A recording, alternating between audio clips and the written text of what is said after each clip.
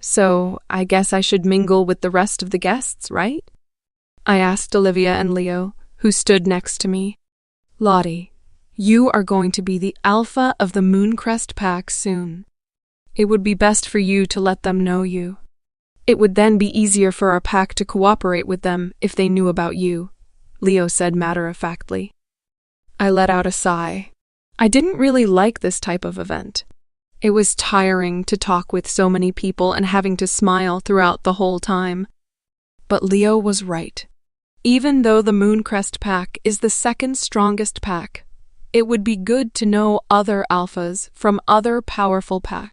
It would help with our operations, as Lo had pointed out. Before we could move from our standing spots, some alphas already came to us and surrounded us. Alpha Charlotte, I've heard about your reputation as being a powerful female alpha. I'm sure the Mooncrest pack will become even stronger under your leadership, one of them said. I wasn't familiar with most of the alphas in front of me, and I was unsure how to address him, until Leo whispered softly in my ears. Alpha Kane from the Dusk Howlers pack. I smiled at Alpha Kane. Thank you for your confidence in me, Alpha Kane. I will be sure to make the Mooncrest pack stronger and not let you down.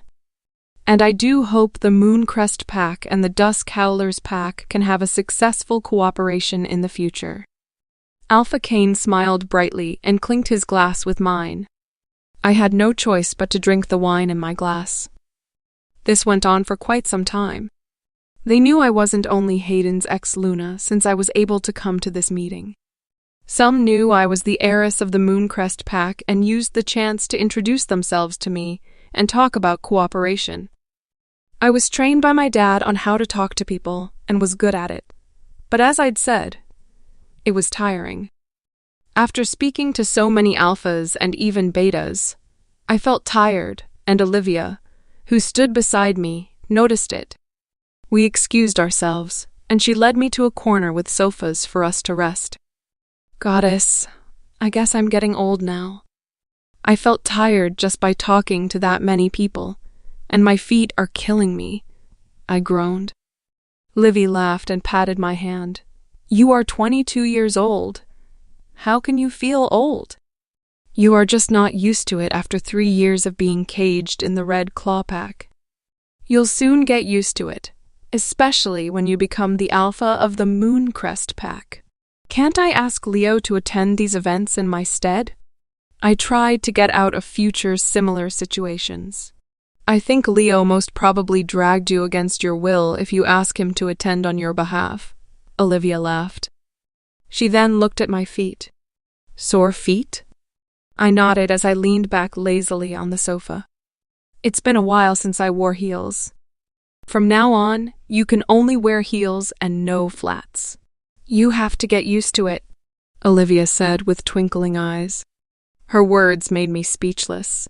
What if I was wearing casual clothes? Did I need to wear heels too? No matter what clothes you wear, you need to wear heels. Or you can wear heels when you are at home to get used to it, she said, as if she could read my mind. I could only shake my head helplessly at her. Charlotte, I heard Milla's angry voice and saw her coming toward us. Here we go again. Why are you here? This is a meeting for powerful alphas. A slut like you have no place here, she mocked. A slut? If Charlotte is a slut, then what does it make your brother, who claimed her as a mate? And I think there's something wrong with your brain. Char is a powerful female alpha of the Mooncrest pack, Livy shot back before I could say anything. I nearly laughed out loud, hearing Olivia's words. She was so savage, and her words were spot on. If I were a slut, then what would that make Hayden? Wouldn't it be humiliating for him to have a slut as a Luna for 3 years? You. Milla's face turned red from her anger as she couldn't refute Livy's words. Guards! Milla suddenly yelled at the guards, which made me raise an eyebrow, waiting to see what she would do next. The guards came hearing her call. Throw them out! Milla pointed at us. They sneaked in here without having an invitation. and she tried to steal my bracelet. Luckily, I was able to stop her and caught her while doing so. Hearing Milla's confident words, the guards had no choice but to obey her.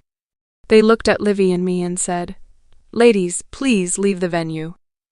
I stood up calmly and smiled. Olivia was already fuming beside me, but I caught her hand, stopping her from saying anything. I reached inside my purse and took out the invitation to the meeting, showing it to the guards. Before the guards could take the invitation from my hand, Milla grabbed it and tore it to pieces. This slut is not qualified to be here. She even produced a fake invitation. Milla kept trying to get me to be thrown away from the meeting, and there were already so many people gathering around us. I couldn't stand her insulting me as a slut repeatedly, and Olivia was ready to lash out, but I saw a majestic man standing behind Milla. "Milla," I said her name calmly. "Why don't you ask the Alpha King behind you whether I'm qualified to be here or not?" Milla turned around and was shocked to see the Alpha King standing behind her. But Milla, being Milla, of course, would talk badly about me to anyone. Especially the Alpha King, as she was determined to make me leave this place. "Alpha King," her voice became soft and respectful. "This woman sneaked in, and she even had a fake invitation. And she was trying to steal my bracelet when I wasn't looking. Luckily, my instinct was sharp, and I stopped her before she could take it. She's a thief and an intruder.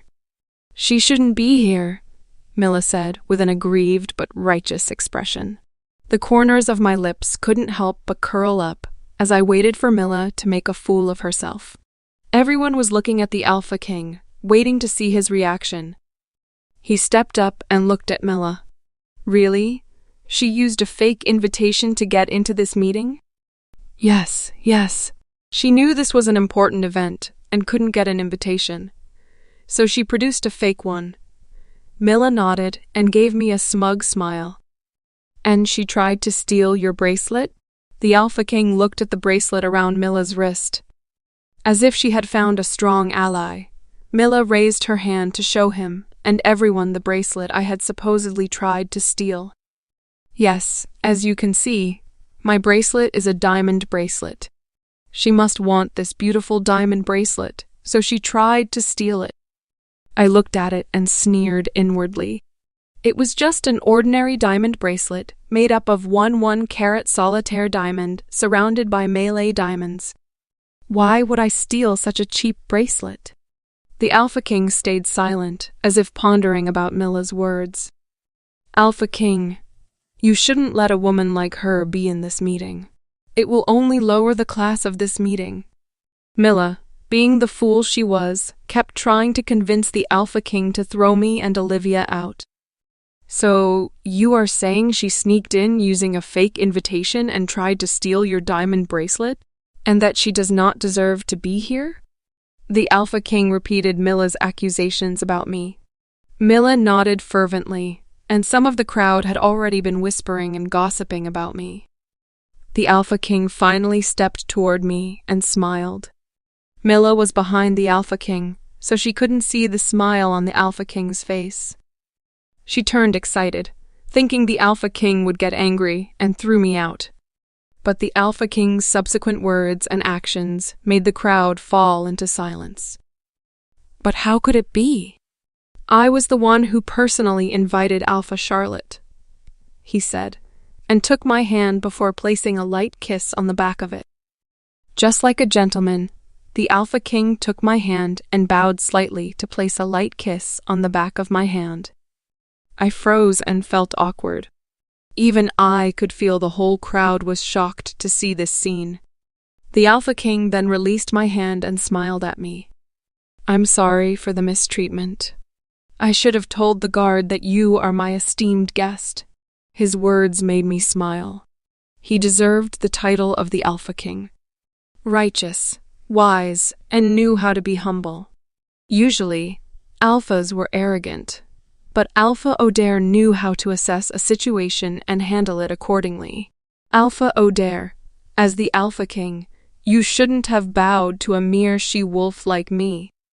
I do not deserve this special treatment, I said with a light smile. Alpha O'Dare chuckled. You are the only female alpha in this world, and a powerful one at that. I invited you personally because I admire and respect you. You'd get bullied if I didn't show everyone how much I respect you. How can I let my esteemed guest be bullied right under my nose? The moment the Alpha King said those words, I saw Milla's face contorted into an ugly expression. Her face turned red from anger and embarrassment. How could anyone not know to who the Alpha King's subtle sarcasm was directed at? And I love your bracelet. It's by the Peach Blossom Jewelry? Alpha O'Dare asked. No, not asked. More like stated, to tell everyone how expensive and exclusive my bracelet was. If any of the guests were clever, they would have gotten the Alpha King's hint that Milla's bracelet couldn't be compared to mine. The Peach Blossom Jewelry was the most exclusive jewelry company. It catered only to those who could spend at least $10 million for their smallest pieces. They only produced one piece for each of their designs. Thus, it was the perfect jewelry company for the rich who wanted to own one-of-a-kind pieces. I laughed and said mischievousness, You have good taste, Alpha O'Dare. The Alpha King seemed to have a good sense of humor and was easy to get along with. At least at this moment when he was defending me. Alpha King. Milla stuttered. I'm sorry for thinking that she sneaked in. Oh. So Milla was able to apologize? But the matter between Charlotte and I is still not finished, she added. I rolled my eyes inwardly. Yeah, right. How could Milla apologize? Of course, she would still create trouble for me. She just wanted me to be humiliated on every occasion. She tried to steal my bracelet. That is still the fact, Milla said dignifiedly. So, she still needs to apologize to me. I raised an eyebrow at her. Did she not hear Alpha O'Dare's words about my bracelet? It seemed not. Was she hell-bent on framing me? However, this was not her first time, and I was used to it by now. Olivia was so mad, and she cursed. She raised her hand to slap Milla, but I grabbed her hand and stopped her mid-action.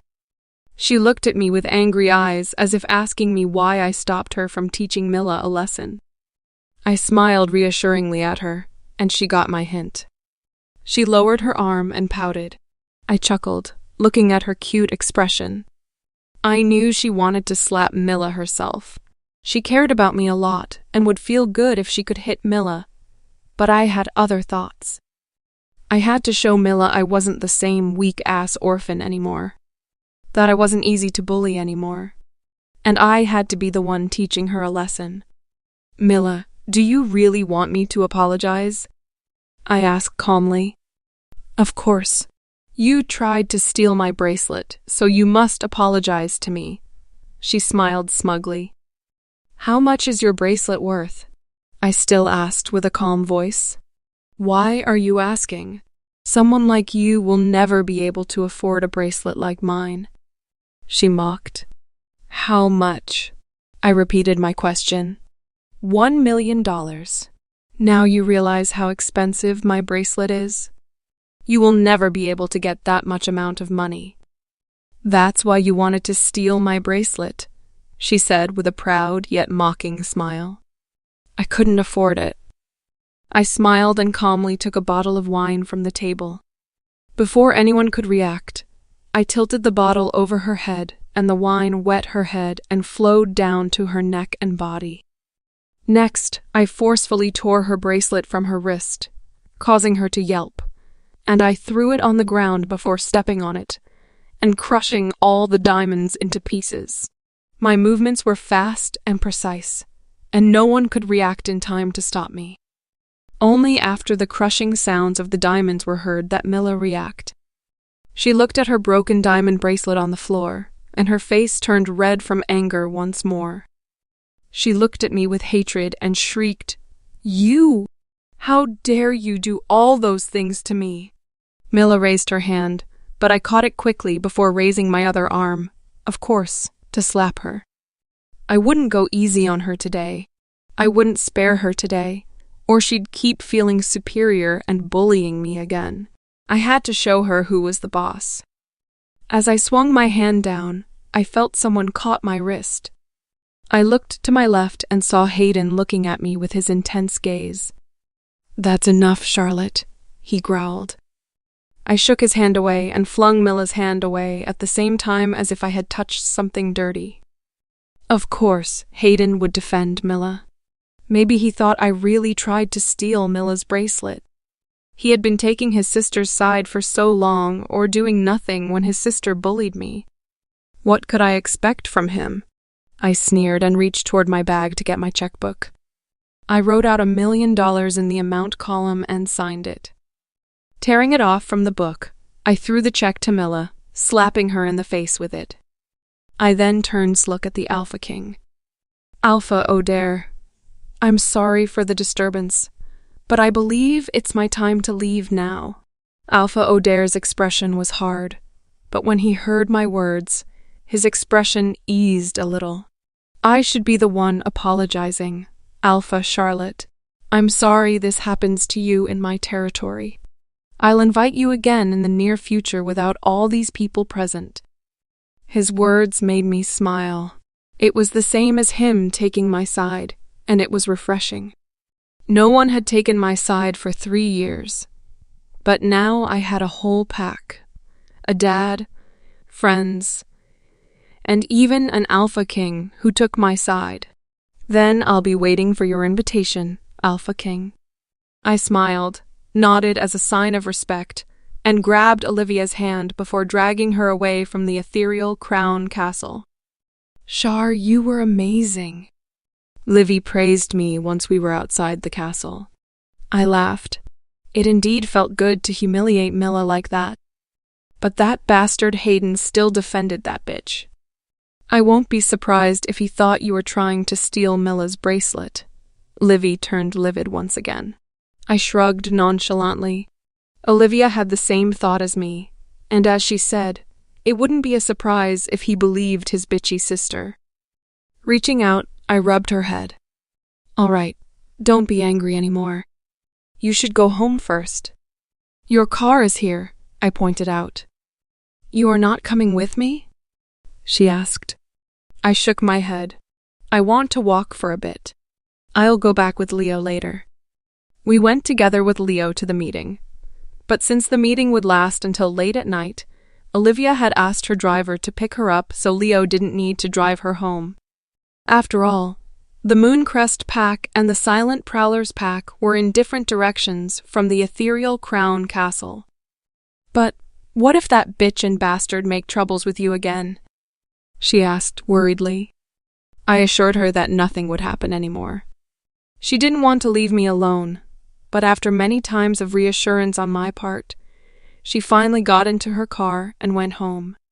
I watched her car leave before turning to take a walk under the moonless night. "Hayden, look at what that bitch had done to me. How could you let her go easily?" Mila stomped her foot and complained. "Mila, that's enough," I told her sternly. I had to stop her from repeating those disrespectful words. Her behavior tonight didn't reflect her position as the representative of the Red Claw Pack. How could the representative of our pack have such a foul mouth? It was humiliating and a disgrace to the Red Claw Pack. As expected, Mila shut up with a sulky expression after hearing my stern voice. Looking at the current condition of Mila, she was drenched in red wine from her head to her gown. And looking at the broken diamond bracelet and check on the floor, I wondered when my ex-mate changed. She used to be meek and obedient, but she was fierce and merciless tonight.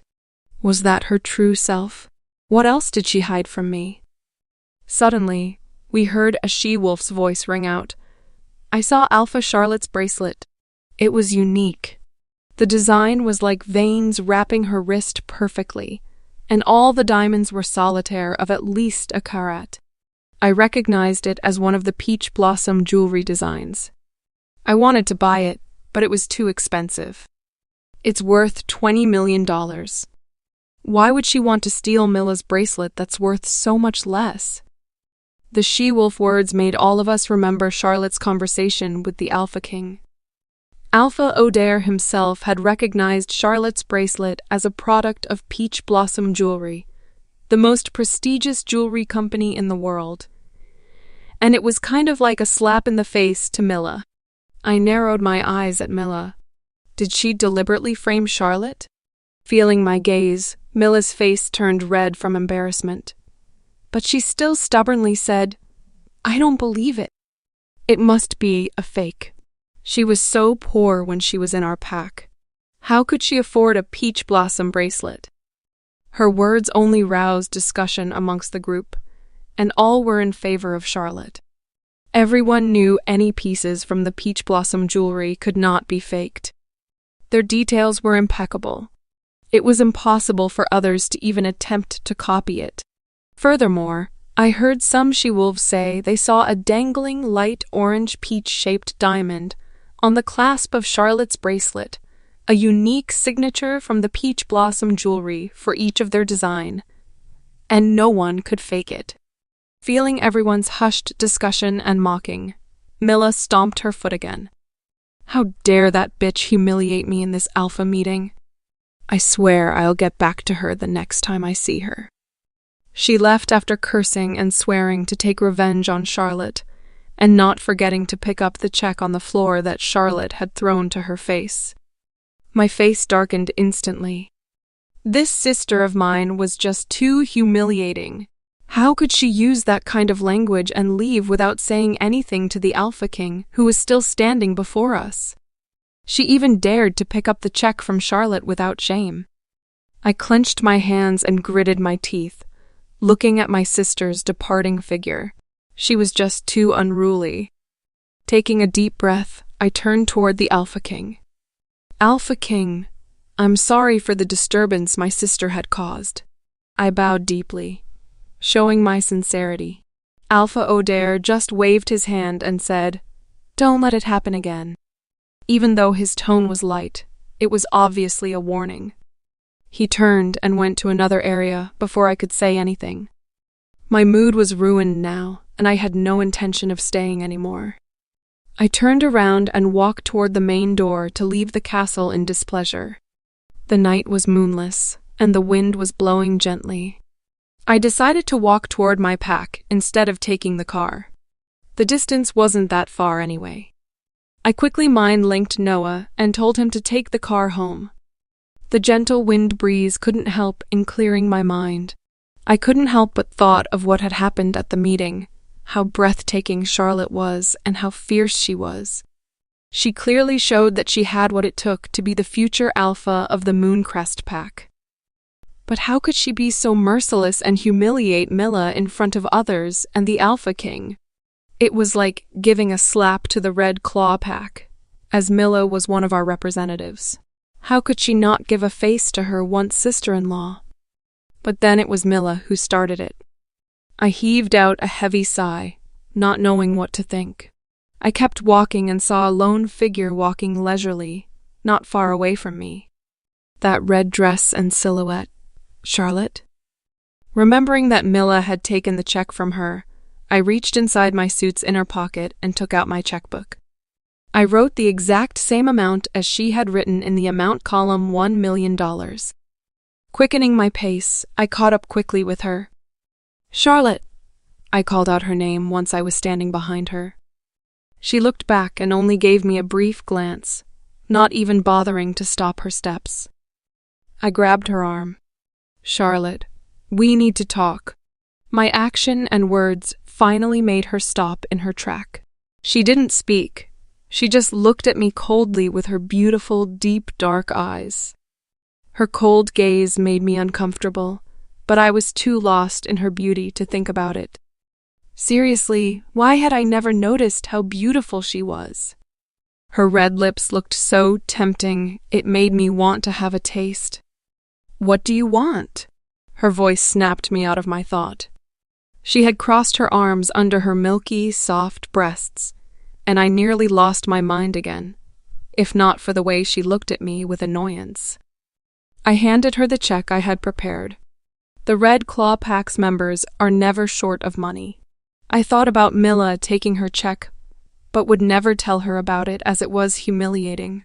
You should apologize to Mila, I added, since she didn't say anything or take the check in my hand. She smiled sarcastically as if she knew Mila had taken her check, and then sneered. I have told you before, Hayden, and I'll tell you this again. I will never apologize to your bitch of a sister. Charlotte, I growled warningly. What? She asked me with impatience and irritation. Mila was once your sister-in-law. How could you humiliate her in front of so many people? You are cruel and merciless. You should have given her face, I criticized her. She looked at me as if I had just sprouted jokes, and a strange smile of amusement appeared on her stunning face. What are you smiling at? I narrowed my eyes at her. Did she not take this conversation seriously? Lexi was cursing and insulting you, and maybe she's right. You are either blind or stupid, she said lightly. Her words angered me, and I yelled out her name. Charlotte. Her eyes narrowed, and her mouth opened to speak. Hayden, you said I humiliated Mila? She asked. If not, then what is it called? You poured wine over her head, stepped on her bracelets, breaking it in the process, and even threw her a check. I glared at her. Hayden, are you really blind? You were there. I'm sure you saw who humiliated who first. Would I act rashly if not for her being hell-bent on insulting and humiliating me? I opened my mouth to refute her, but her words shut me up. It was true that Mila framed her first, but was there a need for her to go that far? She sneered and continued talking. How many times had this happened, Hayden? How many times had your sister insulted and humiliated me during our marriage? And all those times did I ever fight back? No, because she's your sister. But Hayden, I'm not your mate anymore. I do not need to take her insults and humiliation without fighting back. I'm a future alpha, and I'm sure you know that we, as alpha, will not tolerate anyone who disrespects us. Will you let anyone who insulted or humiliated you go easily? She then turned around to leave after stating her point without waiting for my answer. I didn't know why, but her words kind of hurt, and I didn't want to let her go. I reached out and grabbed her waist, spinning her around so we were face to face. I saw the world become blurry, and I nearly lost my balance as Hayden spun me around and trapped me in his arms. My hands couldn't help but clenched his suit to stop myself from falling. I looked up and realized how close our faces were. Although I was tall, Hayden still towered over me. Even with my high heel, the top of my head only reached his nose. I looked up at the exact moment he looked down, and our breaths mingled together. His dark eyes gazed at me intensely, and they had darkened with desire. My heart started pounding at our nearness, and I tried to push him away, only to have him tighten his arms around my waist, drawing me even closer to him, as though he wanted to fuse our bodies together. My face flushed when I felt something long and hard poking my belly. I became annoyed, not only because of his domineering attitude, but also because of how my body was responding to him.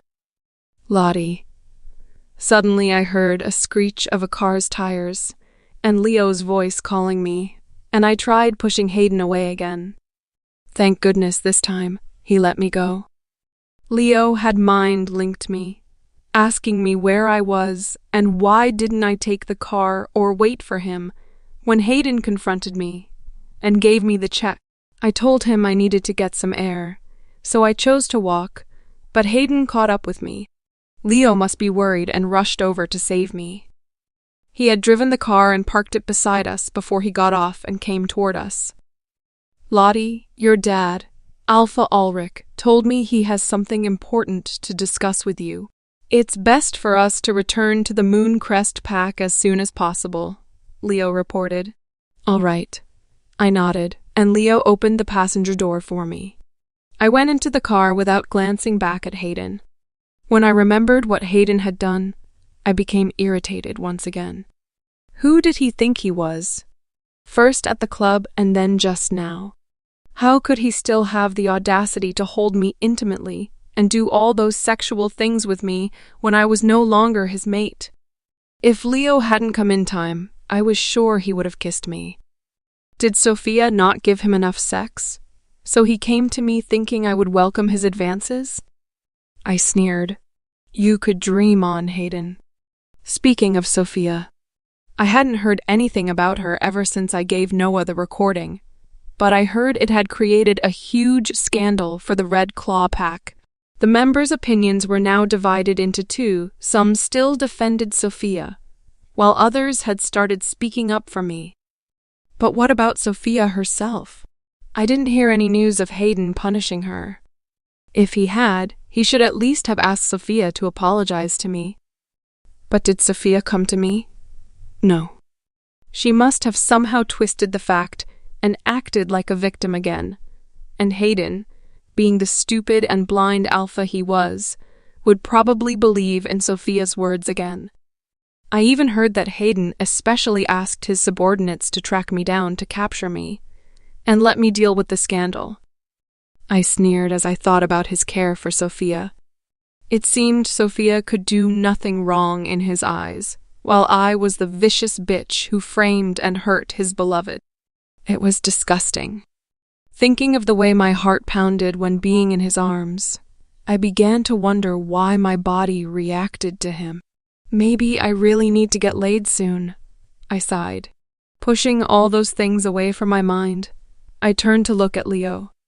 His side profile showing the outline of his strong jawline was a stunning sight, especially with the lights from the road sometimes highlighting them. It was like I was being teased getting a glance, then being clouded with darkness again, then getting another glimpse when the light shone upon us again. I debated in my mind if I should just fuck Leo, but he was my beta and childhood friend. I was afraid our relationship would change if we did it. Furthermore, if one day he found his mate, he would feel guilty, and I would feel the same way toward his mate too. Why the hell was I thinking about fucking now? I became annoyed again. This was because of that stupid Hayden. Leo, thank you for coming for me at the right time, I told him sincerely to keep my dirty thought away. You don't have to thank me, Lottie. I knew you most being a dilemma while facing Hayden, so it was my duty as your beta to keep you safe. He glanced at me before adding, I think it would be best if you don't talk to him anymore, Lottie. I wanted it to be the case too, but Hayden was now like an annoying fly who hovered around me. I knew we would still meet each other, given we were both alphas, but why couldn't he just leave me alone? I let out a sigh again. What does Dad want to talk to me about? I asked him with curiosity, and tried to change the topic. You'll know when we reach the pack, Leo replied without giving me any explanation. I kept quiet, and soon we reached the Mooncrest pack. Leo and I went straight to my dad's study. Lottie, my dad said just as I settled on my seat. You know that Daddy thinks the Red Claw pack is nothing for us, don't you? Even though their pack is the third strongest, their numbers are still far less than ours, and our warriors are better and stronger than theirs. I kept quiet as I listened to my dad's words. It wasn't actually strange for stronger packs to conquer those weaker than them. Actually, Daddy thinks that the Red Claw pack is easy to conquer. We didn't attack them because you were their Luna at that time. But now that you've come back, Daddy and Leo think it's time for us to conquer them. We'll launch an attack and annex them in the near future, Dad continued. No, I disagreed with my dad's idea straight away. I felt Leo raise an eyebrow at me and shoot me a deep look. I've told you before, Daddy.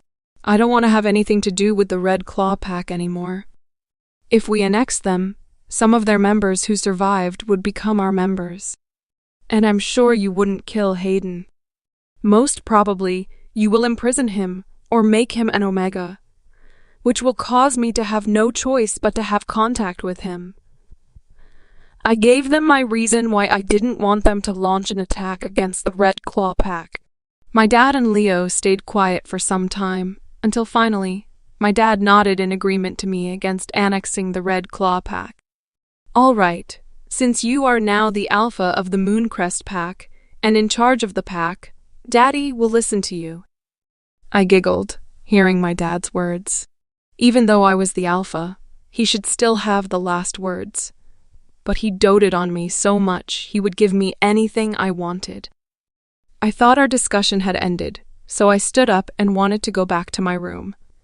But apparently, my dad still wasn't finished. Lottie.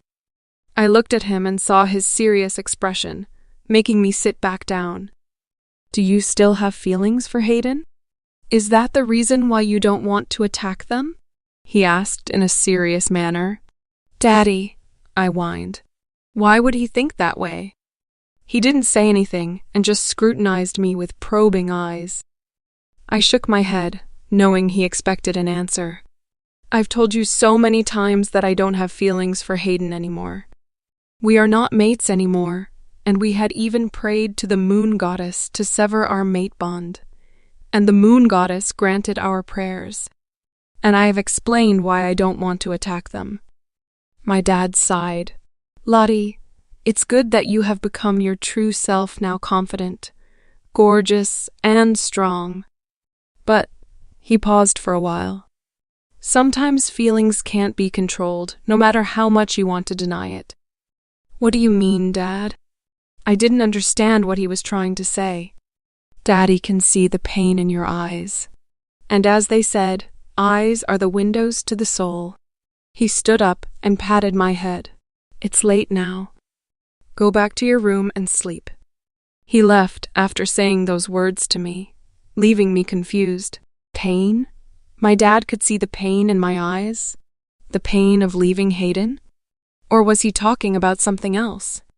Shar, you've been working so hard for a few days. Why don't you take time to wind down? I know a lounge that offers live jazz music.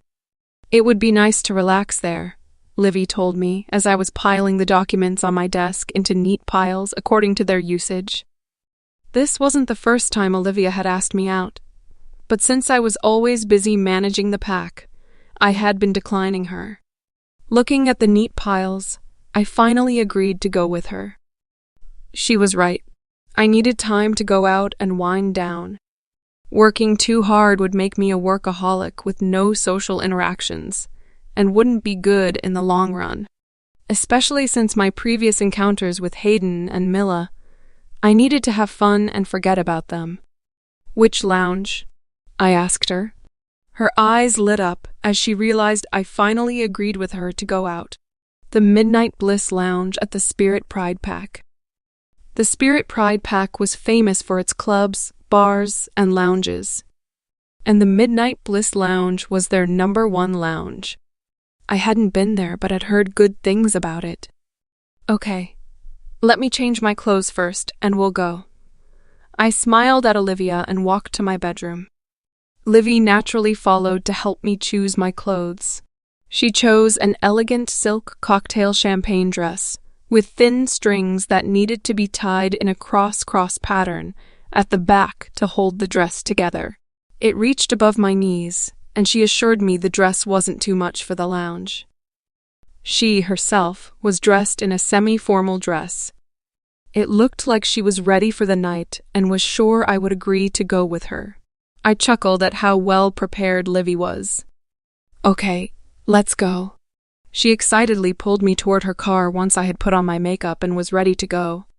Today, Olivia didn't bring her driver, so she would be the one driving. It's been so long since we hung and chilled out together. I missed out times 3 years ago, she said as she drove. 3 years ago. Before I met Hayden, I always spent much time with my friends. Now it seemed like a great time to return to those times again. Olivia kept chatting excitedly during our drive when suddenly, halfway through our destination, we were surrounded by male werewolves, blocking the road with their many numbers. I became alert and vigilant. Were they rogues? I thought to myself. The male werewolves knocked on our car, and some even tried breaking the windows. I knew they wouldn't let us go if we didn't get out and confront them. Livy, stay close to me, and don't let your guard down, I cautioned her before opening my door. Don't worry, Char. I had already mind-linked my pack members, and they would come to help with reinforcement, she said calmly. The Silent Prowler's pack was close to our current location, so I didn't worry about being outnumbered. Furthermore, Livy and I were strong. We might not even need the help of the reinforcement. We got off from the car calmly, confident of ourselves, and ready to fight them if it was they wanted. As I stepped outside, suddenly a familiar scent hit my nostril. That scent. Not rogues, members of the Red Claw Pack, but I'd never seen them before. Oh well, when I was their Luna, I spent my time mainly at Hayden's home, catering to the needs of the two bitches Sofia and Milla. So it wasn't strange that I didn't know many pack members. Just as I realized that fact, I saw Milla step up from behind the werewolves. I sneered. This bitch again. Did she not learn a lesson from our previous encounters? Did she think I was still the same weak she-wolf? Was she so dead set on being humiliated and hurt by me? Look, guys, that's Hayden's ex-mate, your ex-Luna. Milla pointed at me. She's beautiful. One of the male werewolves leer at me with a lewd gaze. She is. She is so fucking beautiful. No wonder Alpha Hayden claimed her as his mate. Another joined in. I was disgusted looking at their perverted gaze. Some of them even stroke their dicks through their pants. Milla snorted. What's the use of being beautiful when in the end she ends up as just a rejected she-wolf? She must be going out with that slutty dress to seduce old men. I rolled my eyes. Did she not have any other words to describe me? Slutty, bitchy, seducing old men. Those words were getting old, and I only felt that she was a stupid she-wolf with a limited vocabulary. Don't be fooled by her appearance. She was the one who pushed Sofia off the cliff and killed her baby. Milla nearly yelled out of anger as she saw her members were lusting after me. Her words were obviously intended to make them hate me. And as expected, all the werewolves glared at me with hatred in their eyes. I saw Olivia's body begin to tremble. Milla's words made her so furious that she was so close to shifting. Her eyes kept changing color between her blue eyes and the golden eyes of her wolf. I moved closer to her and whispered, "Calm down, Livy. If we lose control, they'll win. That's what Milla wants from us." Olivia began to calm down at my words, but her eyes were still burning with anger, and her hands were clenched tightly. "We just need to stall for time and wait for my members to come," she whispered back through gritted teeth. In contrast to Olivia's anger, I was calm. I didn't fear them at all. I could take more than half of them down myself, and Olivia could take care of the rest. I looked at them and mocked. Are the Red Claw Pack members really this stupid? Milla's expression contorted. She looked so ugly I almost laughed out loud. "How dare you say we are stupid?" she roared. I saw the rest of the werewolves, and their hatred toward me had heightened after I accused them of being stupid. "Do you know me?" I sneered. "No, most of you had never seen me before. And yet you believe all the lies and bullshit this bitch was spouting." "You," Milla pointed at me, and her face turned red from anger. "You dared call me a bitch while you are the bitch." I swept my gaze at all the werewolves. "Tell me then. I was the Luna of your pack, but had any of you treated me as one?" They all fell silent, yet still looked at me with a burning hatred. I had never mistreated any of you, yet not only this bitch and Sofia, but some of the other members often treated me like an omega. I continued. "I was never treated as the Luna of the pack. Since the moment I was claimed by Hayden, your alpha, this bitch of his sister and mistress had never treated me with respect. She and that mistress, Sofia, treated me as an omega. I had to cater to all their needs, and they loved to insult and humiliate me. So, who's the bitch? A Luna who willingly endured all the humiliation for being treated as an omega because she loved the alpha, or the person who treated the Luna of the pack as an omega? I asked them lightly. We treated you as an omega because you were never worthy of being our Luna? You are a rogue, a weak orphan. Why should we treat you with respect? Mila, of course, would not back down. I looked at her as if she really was a clown. A rogue? A weak orphan? I laughed out loud. Mila, I suggest you go to the hospital to get your brain checked. Did you forget that I am the heiress of the Mooncrest Pack? That I am now the alpha of the Mooncrest Pack? You think we believe that you are the heiress of the Mooncrest Pack? A shrew like you? I know that you are a fake heiress. You must have seduced Alpha Ulrich, become his sugar baby, and asked him to tell the world that you are his heiress? Mila kept mocking and insulting me.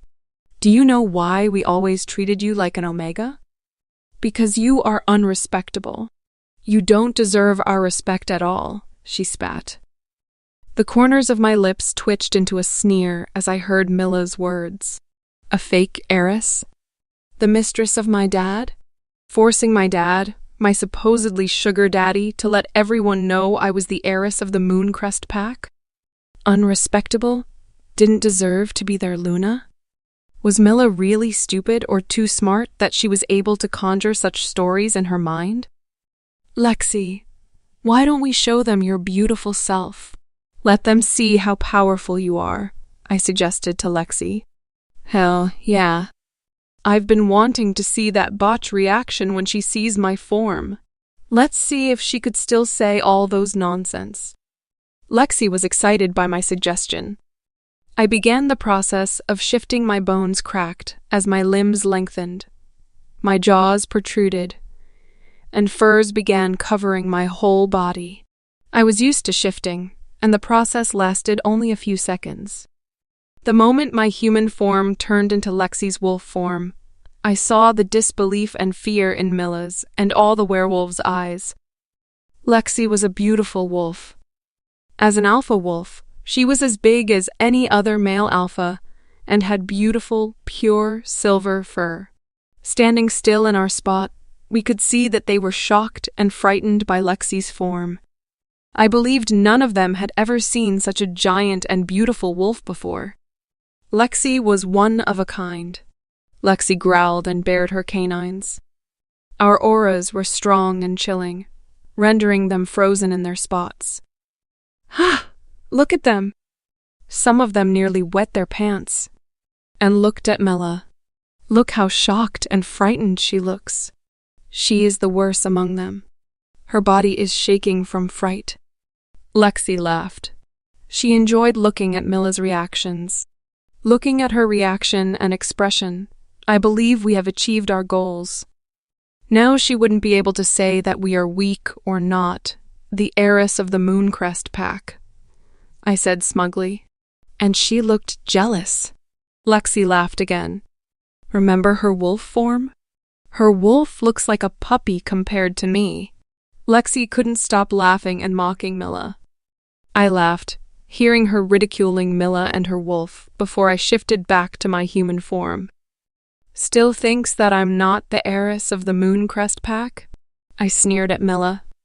If she still thought that way, then she was hopelessly stupid. Her expression and facial color kept changing from disbelief. Frightened, turning pale, then green, until it became red with anger as usual. I looked at the rest of the werewolves, who still had the same shocked and frightened expressions. As you all can see, I am very respectable. I am the only female alpha in the history of werewolves, and I am strong. I was totally qualified to be your Luna, but the Red Claw Pack does not deserve to have me as your Luna, I told them, with a cold smile. So what if you are the heiress of the Mooncrest pack? You are still a vicious she-wolf who tried to murder your sister-in-law and her unborn baby. I kind of had to applaud her for not wanting to lose, still being so stubborn, and kept accusing me of something I didn't do. Everyone, attack them! She suddenly commanded her followers. The werewolves hesitated for a moment, but then they all shifted into their wolf forms. I shifted in a second and saw Olivia shift too. Olivia's wolf, Cherry, was light brown in color and not as big as Lexi, but she was still stronger than ordinary werewolves, as she had alpha blood running through her veins. Lexi and Cherry charged toward the group of werewolves before they could move even an inch. Some of them had not even finished shifting, and I saw Milla stepping back, away from the fight, still in her human form, as if seeking protection from the werewolves. What a coward! Lexi and Cherry's movements were fast, faster than any ordinary werewolf. Lexi had already bitten one of them on the neck and taken off a chunk of his flesh in the process, while Cherry had bitten one of the werewolf's legs. Our actions seemed to enrage them and lit up their fighting spirit. They started to retaliate and fought back with all their might. Although it was easy to take them down, due to us being outnumbered, Lexi and Cherry still received wounds. But they were nothing to us, just some superficial wounds that wouldn't be able to hinder our movements. A fierce fight started to ensue, especially after Milla kept shouting Aang and encouraging them to fight harder. They really were Milla's followers, who would do anything she said while she, as their leader, was hiding back like the coward she was. Kill them. Kill them, or I'll tell Hayden not to let you guys go and punish you, Milla yelled at the group of werewolves. Hearing that, the werewolves' attacks were getting more and more ferocious. Lexi and Cherry started to get more wounds. They actually dared to gang on Cherry, knowing that she was the weaker of us two. I saw 6 of them lunge toward Cherry, simultaneously with their canines bared, ready to bite Cherry. Lexi, we have to help Cherry. I was worried about her as she was implicated because of Milla's grudge against me. Lexi jumped toward them and managed to injure 2 of them, but it wasn't enough. Cherry was able to bite one of them, but the other 3 sank their teeth into Cherry's 3 legs. Cherry cried out from the pain. Shit. With her 3 legs wounded, it would be difficult for her to move. But Cherry, being an alpha daughter, would not get beaten easily. She persevered and bit them back without caring about her wounds. With Cherry being wounded, Lexi had to protect her while fighting the rest off. But no matter how many werewolves we had wounded, they didn't seem to decrease in numbers. Instead, I felt there were more of them fighting us. I saw Milla's smug smile and knew that she had also sent for reinforcements. This was getting harder for Lexi. We were too outnumbered, and Olivia's reinforcement hadn't arrived to help yet. Lexi, we have to hold on, I told her while she was fighting for werewolves at the same time. You don't have to tell me about it. I'm going to tear Milla off today, she growled. She was as mad at me that Milla ambushed us and even dared to send more werewolves. It seemed she had set her mind to kill us today. We heard Cherry's howl of pain and didn't hesitate to help her. Even though our wounds would heal quickly, with these many werewolves kept against us, they had already inflicted new ones before our previous wounds could heal. Damn it! I hated Milla to my core for asking them to concentrate on injuring Cherry. Lexi, looking at her best friend being surrounded by more wolves than us, was getting angrier by the minute. It was like she went berserk, and her movements became even faster, biting and tearing off the flesh of whoever was trying to harm Cherry. Suddenly, I felt a strange, burning sensation in some parts of my body. I screamed out, and Lexi howled from the excruciating pain. Before we knew it, we felt weakened and dropped to the ground, unable to move. We saw Milla approaching us with an evil smirk while carrying a large knife. Shit, was she the cause of the searing, burning sensations? What did she do to us? Even if we couldn't move and could only wait for Milla's next move, Lexi held back her whimper and stared at Milla with hatred, and her alpha aura rolled off her body. The rest of the werewolves are affected by Lexi's aura and stop their attacks on Cherry.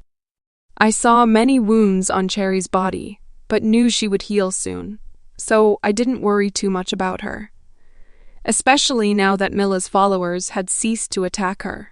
While the others were affected by Lexi's cold aura, Milla gritted her teeth and slashed her own arm to regain her mind and get away from being affected by Lexi's cold aura. She walked slowly toward us, and her smile grew even more sinister. I saw Cherry leap to help us, but was stopped and once again surrounded by many werewolves.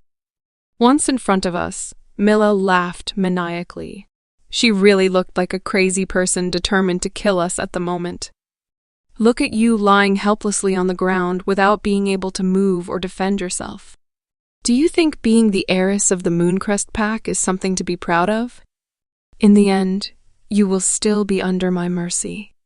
She looked at us condescendingly and gloated. I swear today I will kill you. She roared and raised her arm, holding the large knife, ready to plunge it into Lexi's head. Just as she was about to stab Lexi, we heard a commotion and saw another group of werewolves in an even more significant number arriving. When I saw the new group of werewolves, my heart started pounding. Did Milla ask more people to come? But when I caught their scents, I heaved out a sigh of relief. They were members of the Silent Prowlers Pack. Milla was startled by their large numbers. She dropped the knife she was holding and led her members to run away. Olivia had shifted back into her human form and came to me. I finally shifted back to my human form too, since Milla and her members had left. Shar, you are heavily wounded. What did they do to you? She asked with a worried voice. She wanted to touch me, but I whimpered from the pain. Quick, bring her to the Mooncrest Pack. They have the best doctor there. She's heavily wounded, and her wounds wouldn't heal. Olivia shouted to her members. I felt someone pick me up in their arms before passing out from the excruciating pain. When I came to, I was already in the infirmary of the Mooncrest Pack. Olivia was sitting beside my bed, looking very worried. Shar, you are awake. She threw herself to me, and I saw her eyes were red and swollen as if she had been crying. What happened to me? I asked her in a weak voice. What did Milla do to me?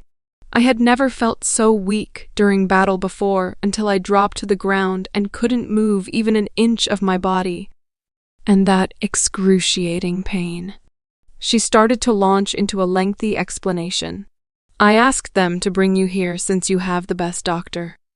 When we arrived, Leo was worried sick. We all wondered how you could be severely injured when you have an outstanding healing ability, especially Leo. The doctor then found out that your wounds were covered in wolfsbane? Wolfsbane? No wonder I became weak and felt an excruciating burning sensation on my wounds. And they couldn't heal like usual. I frowned. How did they manage to put wolfsbane on my wounds? For all I remember, we were fighting in wolf forms, and no one had suspicious bottles in their mouths. It was impossible for them to sprinkle wolfsbane using their paws or claws with how fierce we were fighting. It must be Milla. She was the only one who remained in human form, and I remembered her approaching you when you were fighting. She must have sprinkled the wolfbane then. My face and heart turned cold. Milla, oh Milla. You were really determined to kill me, weren't you? How are you feeling now, Shar? Livy asked with concern.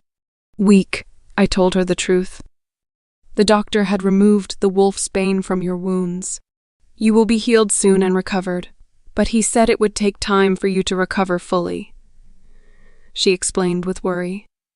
I smiled at her, although I knew it was just a weak smile. Don't worry about me, Livy. I won't die that easily. And thank you for bringing me here. How about you?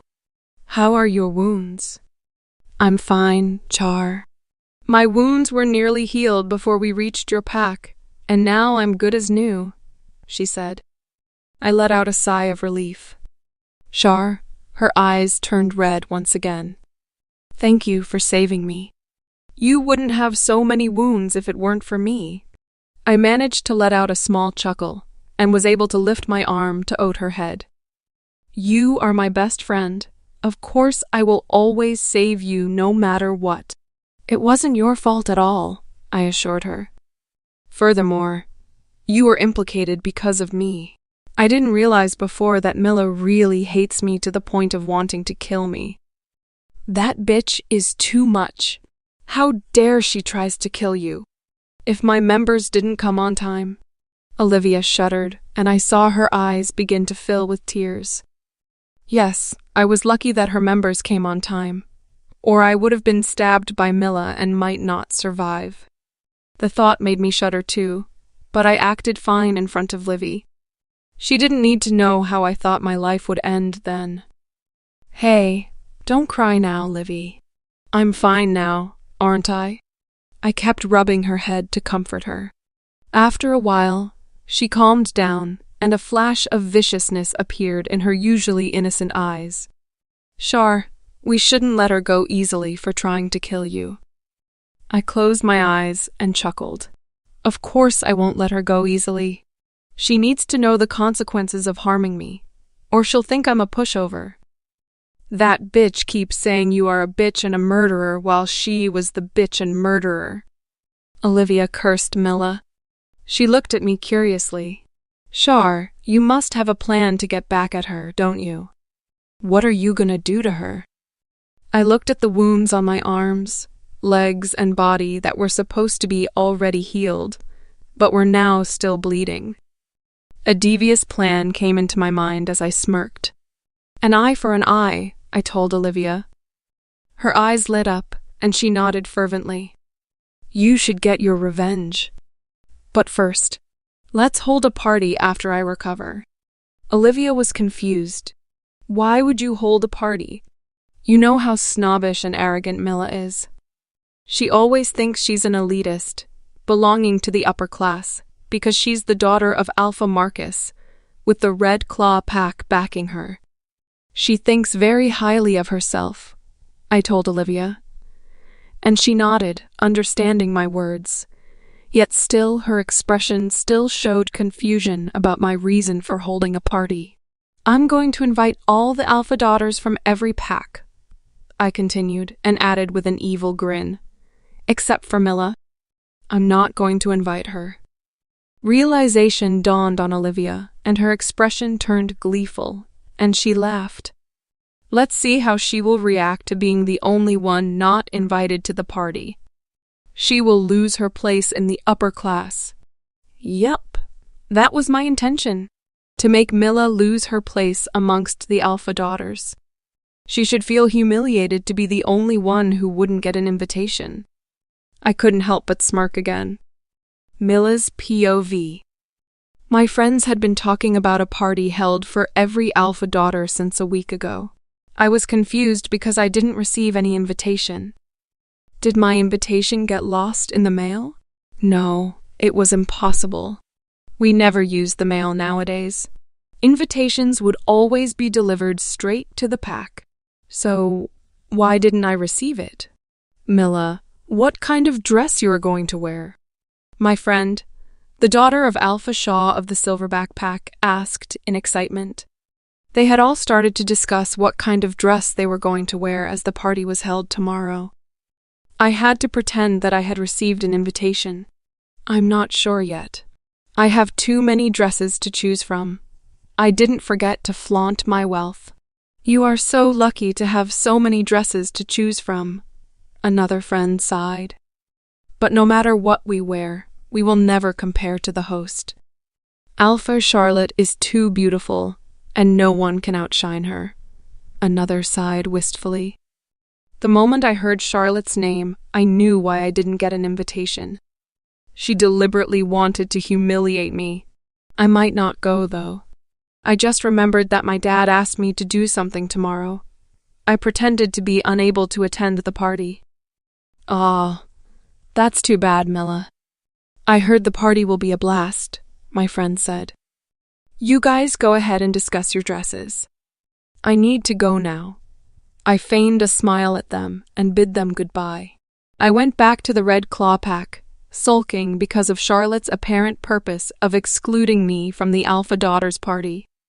Sofia, who had been silent and cast aside by Hayden, seemed to notice my mood. What happened, Milla? She asked. That slut Charlotte. She's throwing a party for all the Alpha Daughters. Yet she didn't invite me. But even if she invited me, I wouldn't go. I snorted in disdain. Suddenly Sofia grabbed my hand. Milla, you have to go.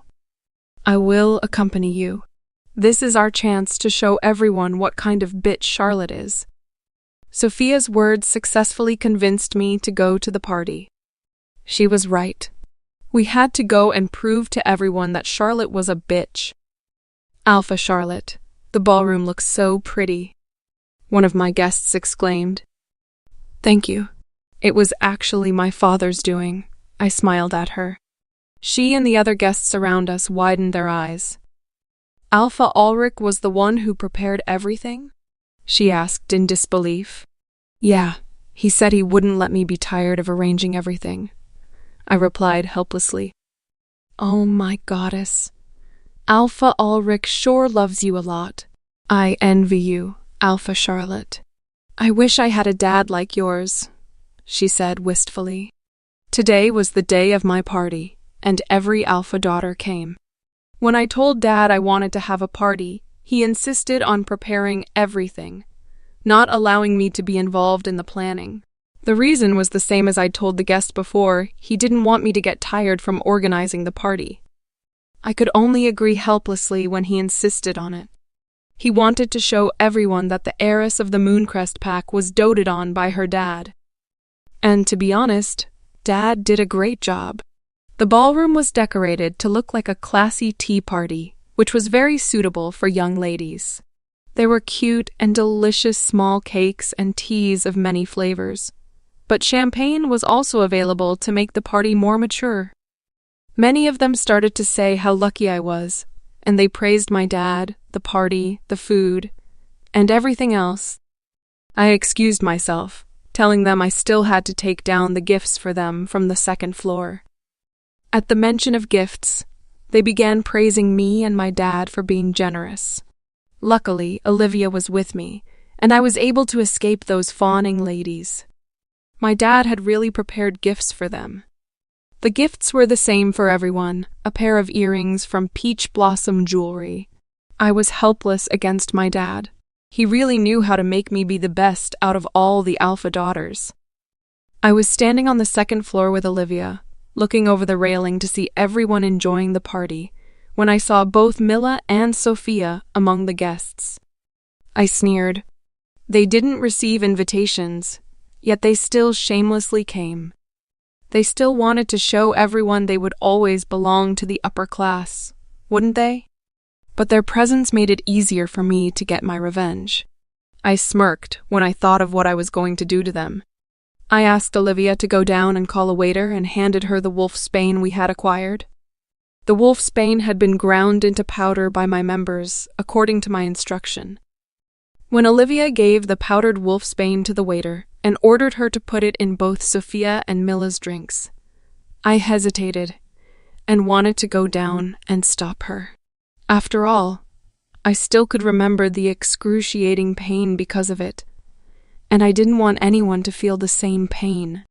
But then I remembered how heartless Milla was when sprinkling it on my wounds, and she had no remorse about it.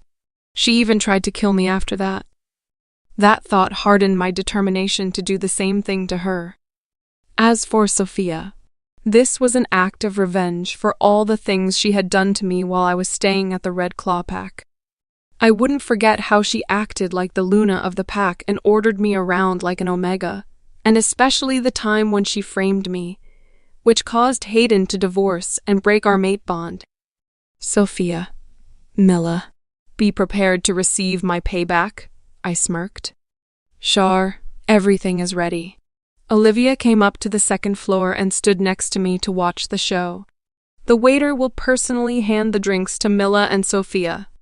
The waiter was one of the Omega in my pack, and all the Mooncrest pack members hated Sofia and Mila as much as I hated them. They were very protective of me, their alpha, so they gladly helped me in taking my revenge. I felt thankful to have such loyal members. Shar, when I was down there, I heard Sofia telling everyone how you mistreated her when you were the Luna of the Red Claw Pack. She told everyone how you pushed her off the cliff and made her miscarry because you were jealous of how well Hayden treated her. She was deliberately trying to destroy your reputation in front of all the Alpha's daughters, Olivia said angrily. Really? I asked her with indifference. I wasn't surprised she would do that. It must be the reason they shamelessly crashed my party. Yeah, and Mila was fanning the flame too. Should we go down and teach her a lesson? I smirked. Looking at my smirk and hearing my confident words, Livy knew that I would do something humiliating to Sofia. She agreed readily with a massive grin on her face. She loved it when I took my revenge on people who had wronged me. We walked down the stairs with some of my Omegas carrying trays of the prepared gifts for the guests. And I could see the expressions of the guests that were full of admiration and appreciation before had changed. Some of them looked at me weirdly, while others looked at me with disdain, not even bothering to hide from pointing their fingers at me with accusations, while Sofia had an aggrieved expression, and Mila was staring dagger at me. I walked leisurely toward the champagne tower and took 2 glasses, handing one to Olivia. My Omegas placed the trays of gifts on the empty table beside the champagne tower. Before they left, I called one of them over, handed her a USB drive and whispered some instructions in her ear. Her eyes lit up, and she nodded with a grin before leaving. I conversed with Olivia as if nothing had happened, as if the guests' words and disgusted expression didn't faze me, and they didn't. At all. Suddenly, the soft, melodious music that had been playing in the background of the party stopped, and I smiled. The exciting show was about to begin. Charlotte, do you think Hayden loves you? The music was replaced by a conversation between 2 females. Everyone began to look confused, but they all knew that it was Sofia's voice.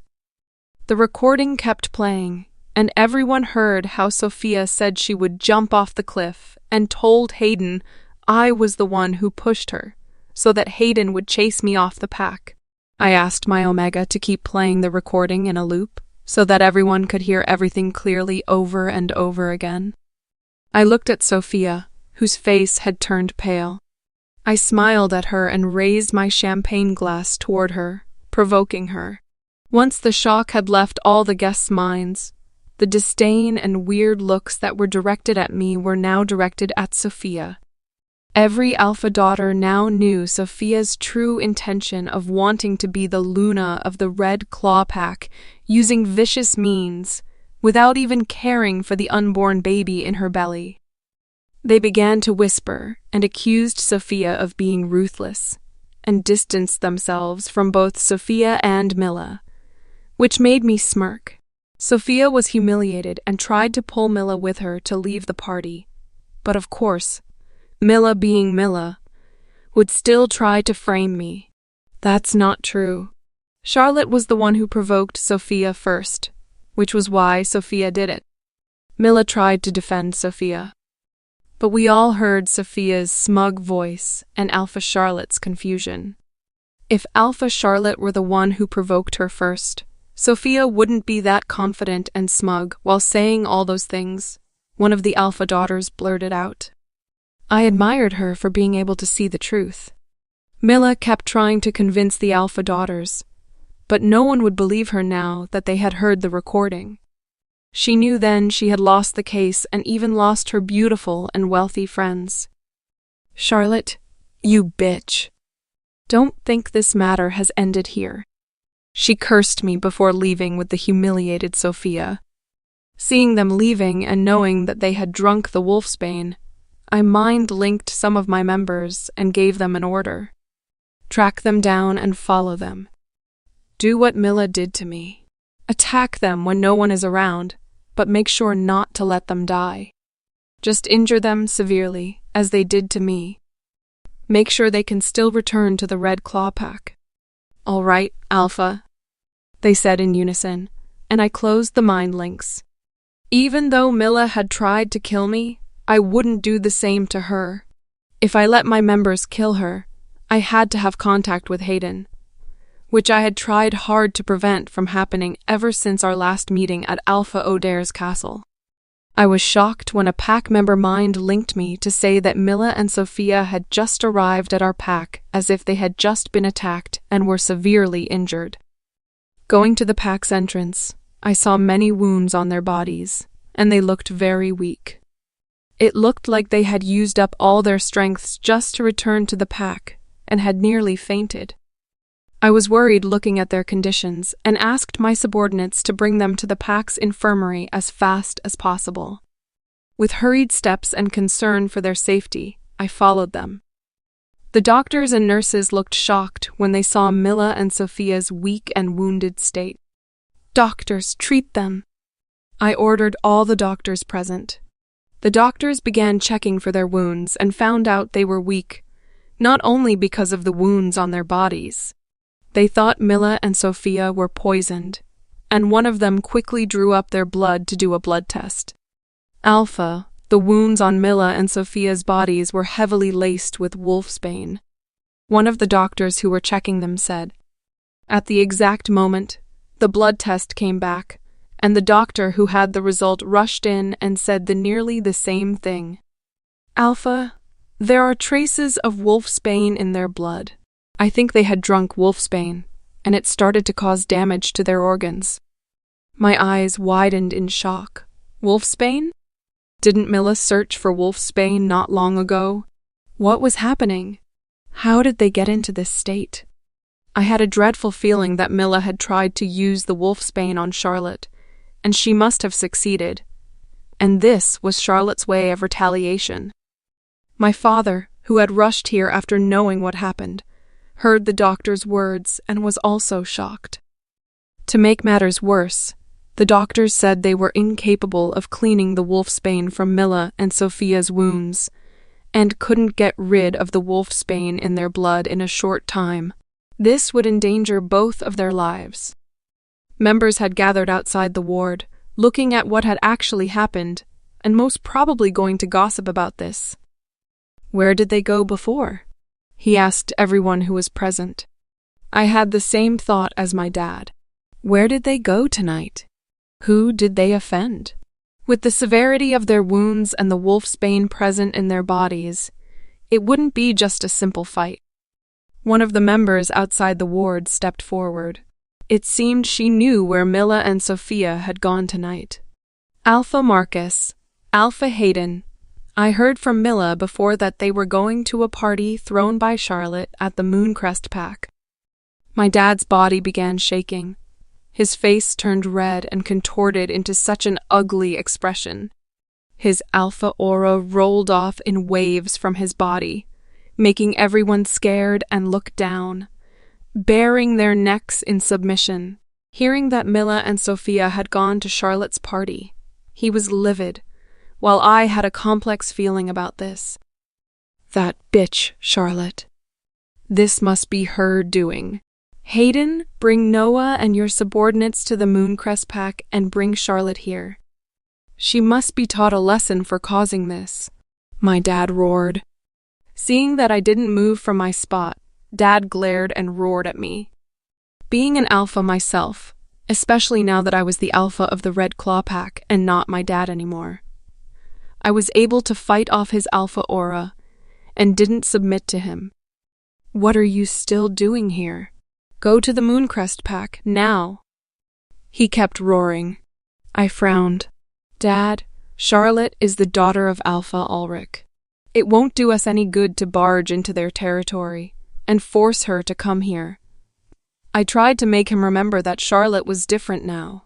She had the backing of the Mooncrest Pack. Hearing my words, my dad suddenly fell silent. His rage subsided a little, and he looked like he was in a dilemma. I knew what he was thinking. If we barged in and demanded to take Charlotte here, the Mooncrest Pack might wage war with our pack. The Red Claw Pack was not a match to the Mooncrest Pack in terms of numbers and strength. It would be the same as suicide if we went to war with them. Furthermore, the two packs had an agreement to work together to deal with and get rid of the rogues on this continent. Sofia had passed out due to the pain, but Mila, although in a weak state, was still awake and crying. "Dad, Charlotte did this to us. You have to kill her."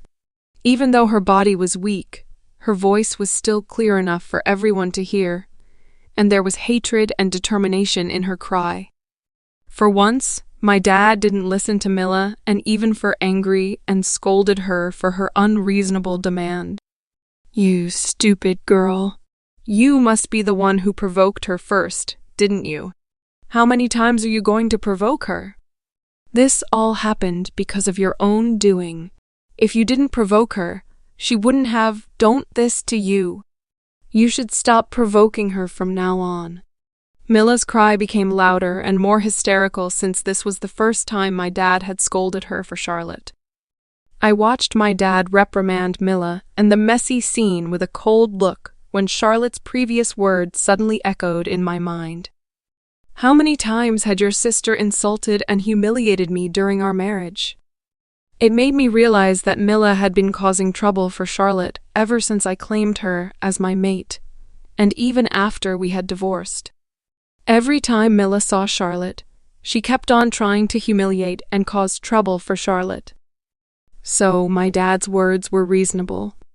It must be Mila and Sofia's fault.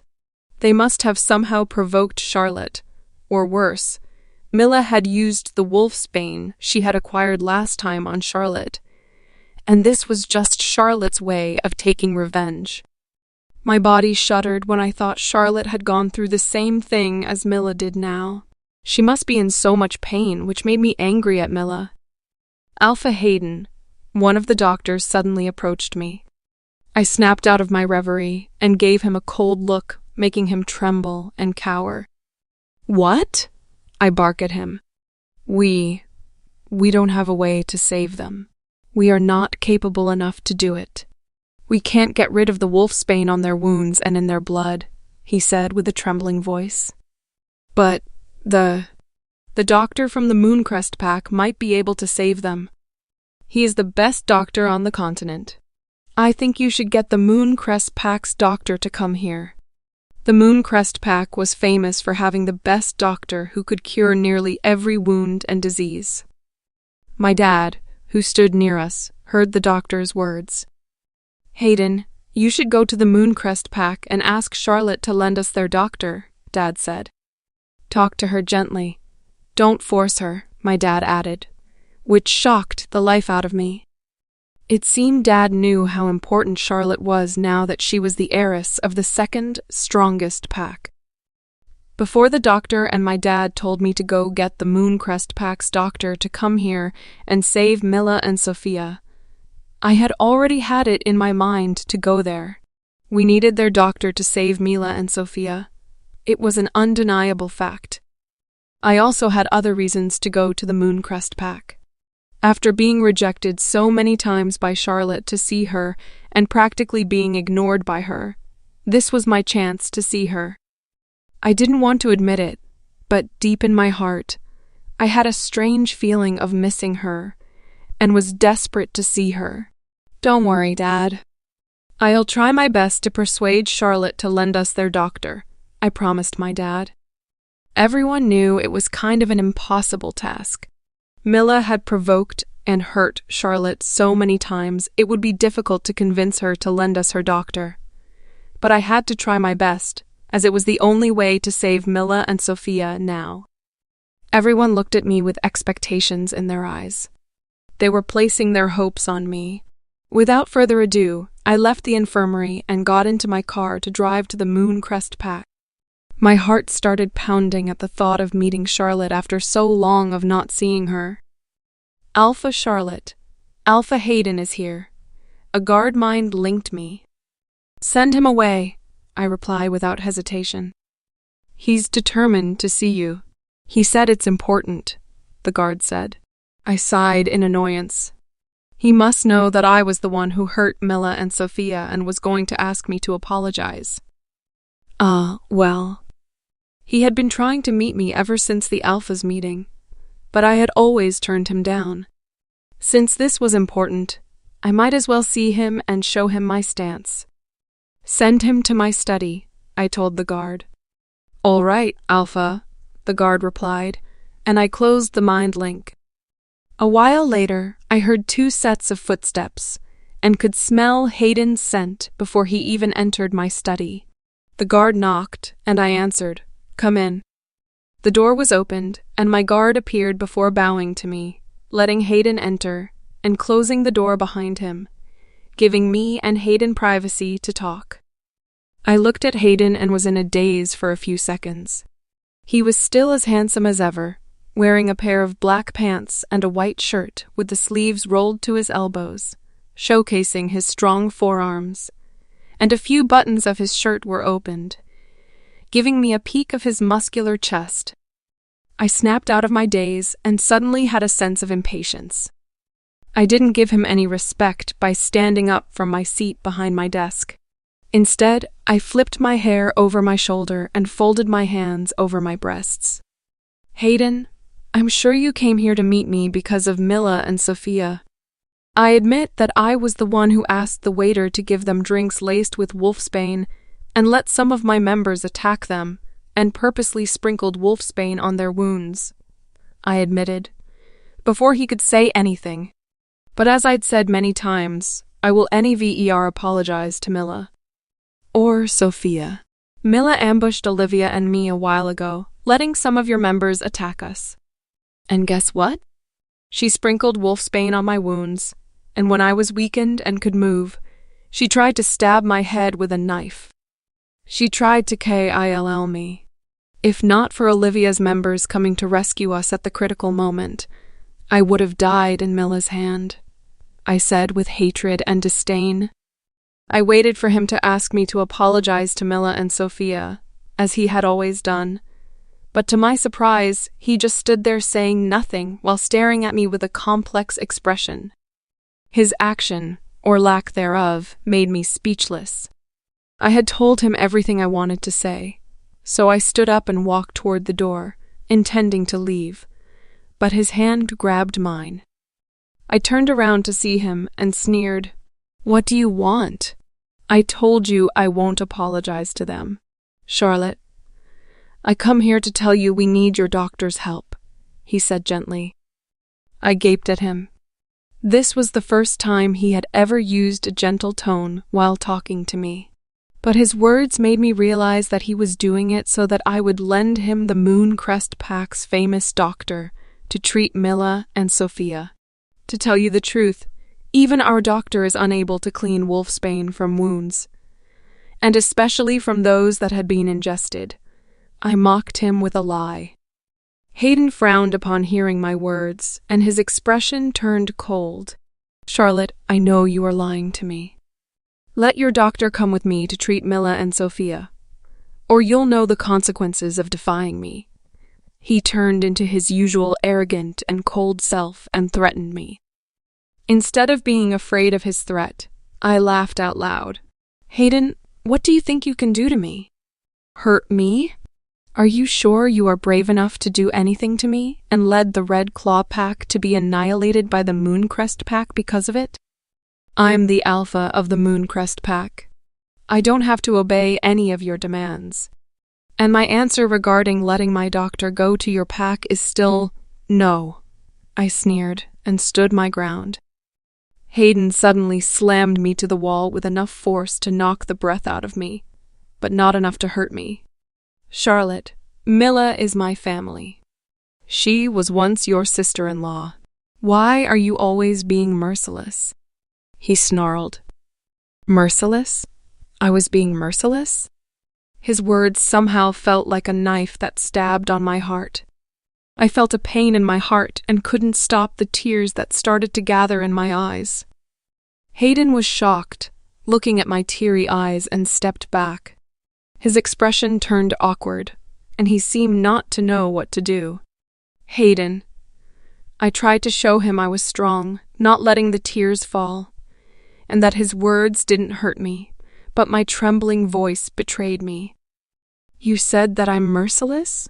I asked him. Did you not think of the 3 years we had spent together? I tried to be a good mate and Luna to you. I loved you with all my heart and cared for you. I even became an omega for your sister and mistress, but what did I get from you? You treated me like I was a nobody. You let Mila and your mistress bully me, not stopping them every time they humiliated me. At the memories, the tears I had tried to hold back finally spilled from my eyes. Your sister tried to kill me, and now I just gave her a small taste of what she had done to me. I even specifically told my members not to let them die, while Mila held a large knife and was ready to plunge it into my head at that time. Now I refuse to let my doctor treat them because they deserve it. I was so hurt that I spoke out all my grievances. Hayden, ever since you claimed me until just now when I didn't obey you, you still dare to threaten me. So tell me, Hayden, am I the merciless one? No, you are the one who has been merciless since 3 years ago up until now. Hayden looked at me and opened his mouth to say something, but closed it again. He seemed to realize that he was indeed the merciless one. I wiped the tears from my face. Please leave. I don't ever want to see you again. He stood still as if my words had frozen him in his spot. So I turned around and was the one who left my study without looking back at him. I saw some guards and told them to escort Hayden away from my study, not forgetting to order them never to let Hayden step foot on the Mooncrest Pack's ground anymore. I went back to my room and threw myself on my bed. My tears dropped from my eyes again, wetting the bedsheet. I couldn't believe that he said I was merciless. I tried hard to love and please him, and even endured all the humiliation from Mila and Sofia. This time, I took my revenge because they were the ones who hurt me first. It wasn't wrong for me not to want to help them, but I was just a merciless she-wolf in his eyes. My heart was filled with pain again, and I let myself cry.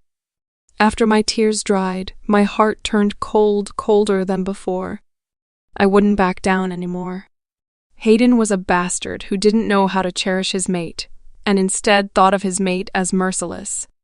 Yes, we were no longer mates, but from his words, it was evident that he had thought of me as merciless, since I was still his mate. I hardened my heart. No matter how he begged me to save Mila and Sofia, I wouldn't do it. I was already merciful enough not to kill Mila. I didn't do anything wrong. I just paid them back for everything they had done to me, for all the bullying, framing, and humiliation they did to me. Mila and Sofia deserved what I had done to them. They were the ones who kept on provoking me and trying to destroy my reputation by calling me a bitch and slut, even going as far as saying that I was a fake heiress and my dad's mistress. I swore I would never let my doctor help them, and this would be the last time I shed tears for Hayden. I swore I would never let Hayden's words affect my feelings anymore. Never. Lottie, I heard Nate's anxious voice while I was going to my study. I turned around and was shocked to see him with a man who was in a bad condition. He had bruises all over his body, and even his face was swollen beyond recognition. Nate, what happened? I hurriedly went to him and the badly bruised man.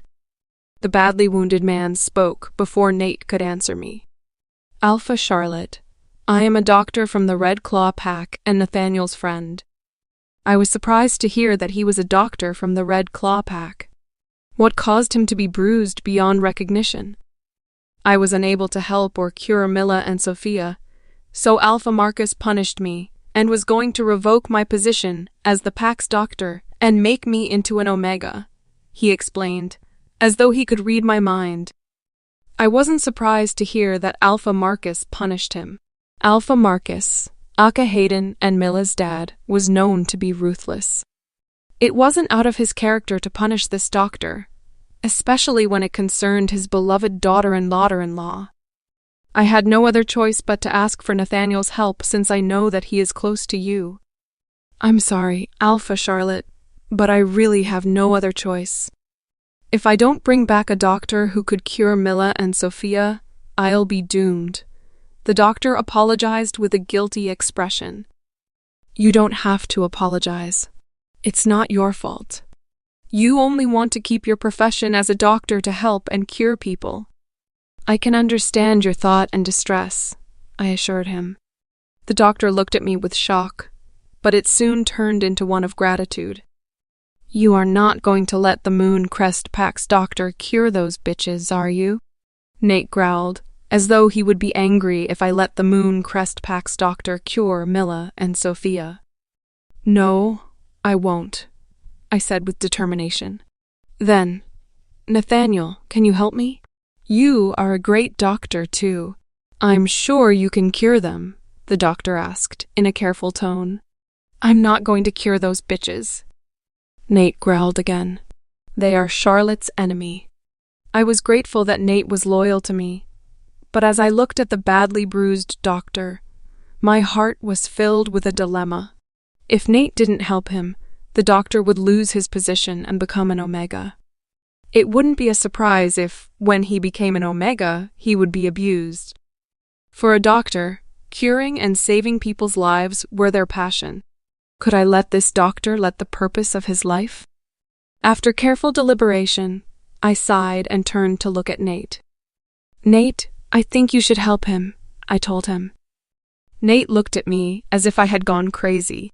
He couldn't believe that I would ask him to cure my enemies. Nate, you are also a doctor. If, in the future, someone wants to revoke your license and turn you into an Omega, would you willingly let them be? I asked him softly, hoping he would understand why I chose to let him cure Mila and Sofia. He looked at me long and hard with his beautiful dark eyes as he finally shook his head helplessly. Lottie, you're just too kind. You want to help this doctor instead of curing Mila and Sofia because he is an innocent werewolf, don't you? I looked at him and smiled. Nate could always understand my thought. His guess was correct. The doctor was innocent. I didn't want him to be undergraded as an Omega. You should go with him to the Red Claw Pack, but do it secretly, I told Nate. I didn't want the Red Claw Pack to know I agreed to let my friend help them.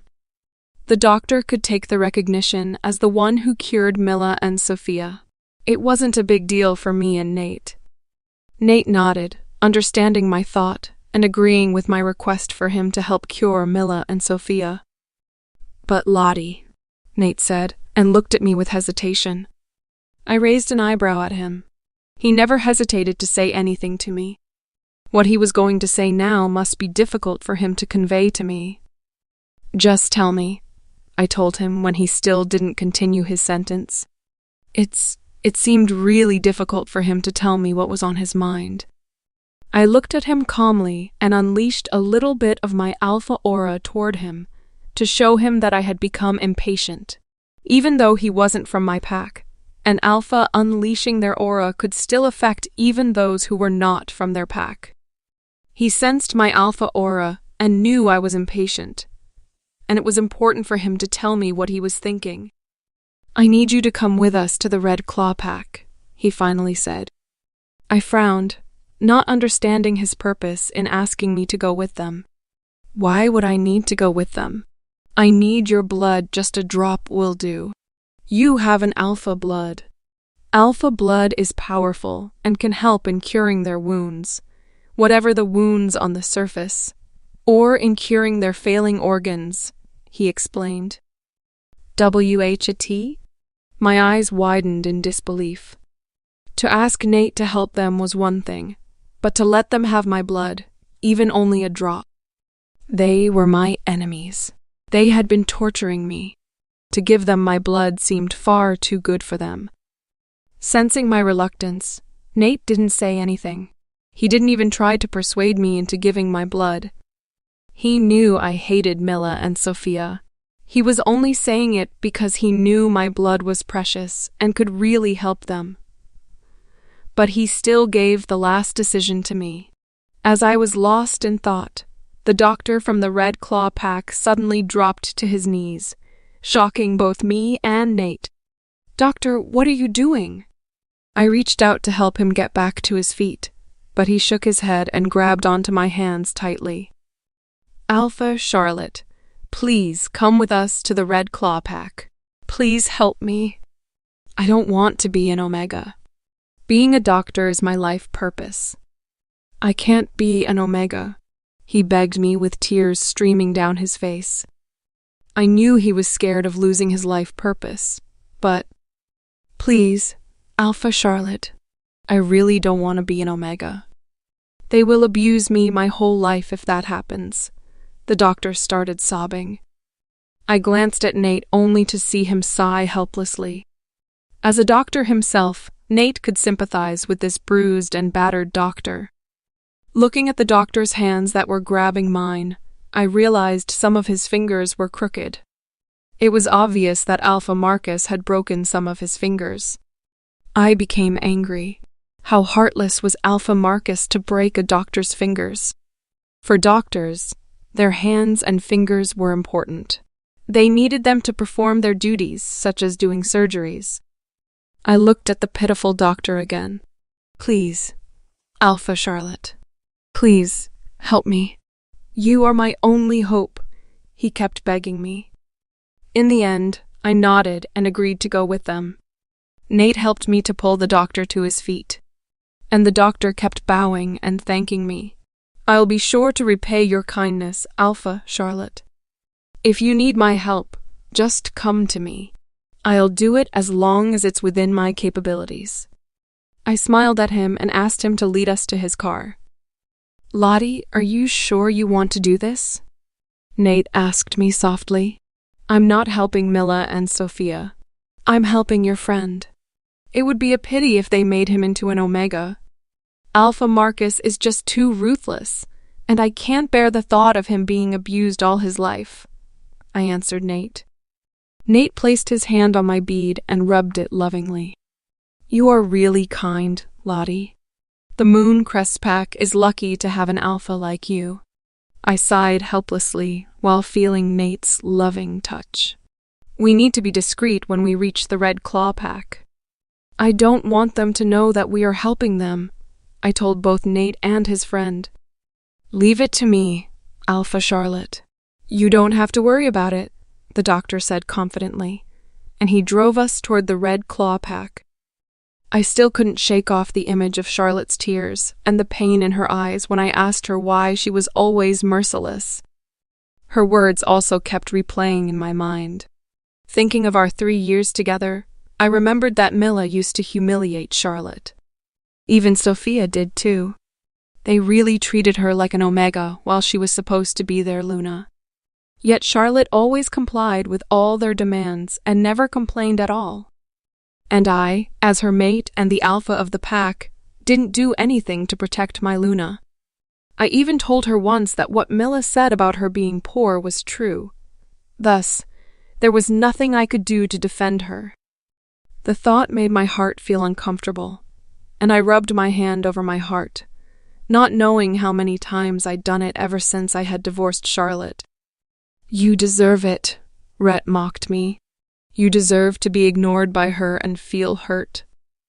"Rhett," I growled out in warning. I didn't want to hear him mocking me while I was feeling distressed. I walked toward Mila's ward, wanting to check on her condition, when I saw the pack's doctor walking in the same direction. But he looked cautious. He kept looking around as if to ensure that no one saw him. I narrowed my eyes. Was he going to do something terrible to Mila? But then I saw him gesturing with his hand, as though he was inviting someone to join him once he was sure no one noticed him. That was when I saw Charlotte and another man. I furrowed my eyebrow. Where had I seen that man? Suddenly, it clicked on me that I had seen him at the club before. He was the one who punched me and gave his shirt to Charlotte to cover her bare lower body. That guy had a hand on Charlotte's lower back, and she didn't swat his hand away as they moved quickly toward Milla's ward, not knowing that I had noticed them. I felt annoyed when I saw them together, especially how he seemed protective of Charlotte and their intimate positions. I didn't know how to describe my feelings, but I felt like separating them and ripping his arms away so he couldn't touch Charlotte anymore. Who is he? Why is he together with Charlotte and touching her? Rhett suddenly growled menacingly in my mind. He was feeling as furious as me. Stop right there. Finally, I couldn't take it anymore as Rhett's anger fused with mine and stopped them. The three of them stopped in their tracks and turned to look at me. I walked quickly toward them, glaring at Charlotte and the man. That man didn't even move his hand away from Charlotte's lower back. Instead, he moved closer, as if I was a threat to Charlotte, and he was a prince, charming, protecting the damsel in distress. It was evident that they had a close relationship, and it irritated me. My glare became more frightening, and the doctor turned pale as he saw me approaching. He panicked as he realized they had been discovered, and worst, by me, his alpha. All Alpha Hayden. This is Nathaniel Gardner, my good friend. He is a doctor from the Silent Prowlers pack, and is nearly as excellent as the doctor from the Mooncrest pack. The doctor explained fast, his voice laced with panic. I've heard of his name and reputation as an excellent doctor, and I didn't fucking care even if this Nathaniel Gardner was more superior to the Mooncrest pack's doctor. At this time, I already hated him because of his closeness to Charlotte. Nearly as excellent as the Mooncrest pack's doctor? I looked at Nathaniel up and down and said with disdain and a hint of mocking. He was handsome with a great body. Was he another one of Charlotte's new fuck buddies? Yes, Alpha. He's here to help cure Milla and Sofia, the doctor stuttered. I snorted with disdain before finally looking at the doctor and said sternly, not any Tom, Dick, and Harry could treat Milla and Sofia. Didn't we ask you to invite the Mooncrest pack's doctor here? Hayden, other than blind, are you also deaf? I heard Charlotte's voice before the doctor could answer my question. Haven't I told you I would never let the doctor for my pack treat Milla and Sofia? Charlotte's words angered me so much. She said that I was blind and deaf, and in front of one of my pack members. She didn't show me any respect at all and insulted me in front of the doctor, and that Nathaniel. Charlotte, I roared out her name. Why are you always trying to hurt my family? I asked her furiously, forgetting that I had made her cry and hurt her with similar words before. Charlotte sneered. It seemed there is something wrong with your brain, Hayden. You should get it checked. I growled at her. How dare she keep saying humiliating words to me in front of my own pack member and that man? You seem to have dementia or something. Did you forget we had this conversation before? It was your family and mistress who always started troubling and hurting me, she said as she looked at me with disgust. Dementia? My face darkened, and I laughed out loud from anger. Charlotte needed to be taught a lesson, I thought to myself, and stepped toward her furiously. Suddenly I heard the sound of bones snapping, and a wolf appeared before me. I stared at the wolf in disbelief. That Nathaniel had just shifted into his wolf form to protect Charlotte. Nathaniel bared his canines and snapped them, snarling and growling at me. He shifted without caring where he was. He shifted in the middle of the Red Claw pack, where with just a mind link from me, hundreds of wolves would be ready to fight him. Yet he didn't care. And that was because he thought I was going to hurt Charlotte? I had to compliment him for his bravery, but his action of shifting, because he thought I was going to hurt Charlotte, made me believe that their relationship was not as simple as only being friends. The anger in my heart piped up again, and I clenched my fists so hard that we all could hear the sounds of my knuckles crackling. I looked at Nathaniel's wolf form. He was dark brown in color with black fur only around one of his eyes. That one spot of black fur made him look menacing, and it somehow reminded me of a pirate who had an eye patch over one eye. His wolf was big, but nowhere as big as an alpha. His size was no match for Rhett, and his aura was nowhere as menacing as Rhett's. We could take him down easily. Looking at the wolf in front of me, who was blocking my way to Charlotte, I wondered why Rhett was quiet and didn't try to take control of my body. "I'm not going to fight him," Rhett said as he could read my mind. "He's not worth it," he snorted smugly. "Why? Don't you feel jealous? He and Charlotte are obviously more than friends. Look at him protecting her as soon as I wanted to approach her." I scowled at Rhett, who, at this time, should feel angry looking at that man being overprotective of Charlotte, but still not wanting to fight. I felt a shift in Rhett's emotion. I knew my provocative words would stir up his jealousy. Rhett was still obsessed with Charlotte until now. Heck, he wasn't the only one still feeling possessive of Charlotte, even though we were no longer mates. "Are you sure you don't want to fight him, knowing he might have fucked her?" I kept provoking Rhett to rouse his anger. As expected, hearing my words, Rhett began howling with anger and ready to take control of my body, and I grinned with satisfaction. I really wanted to hurt that bastard for being close to Charlotte, and with Rhett on my side, he would be dead meat in no time. The dark brown wolf, with a black patch in front of us, kept snarling, ready to lunge at us the moment we made a move. His action only furthers Rhett's annoyance and anger. "If he wants to take her from us, we'll fight him," Rhett growled. "Then let's fight," I told Rhett, letting him take over my body, shifting into Rhett's majestic, pure black wolf form.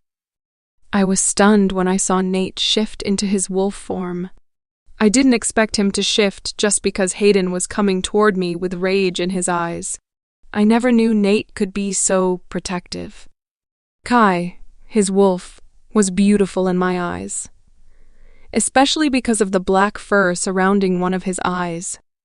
Of course, he was not as powerful as an alpha wolf, but he was great at tactics. He could defeat his opponents through tactics alone. Hayden's eyes were wide with surprise as he saw Kai. He must not have expected Nate to shift just to protect me.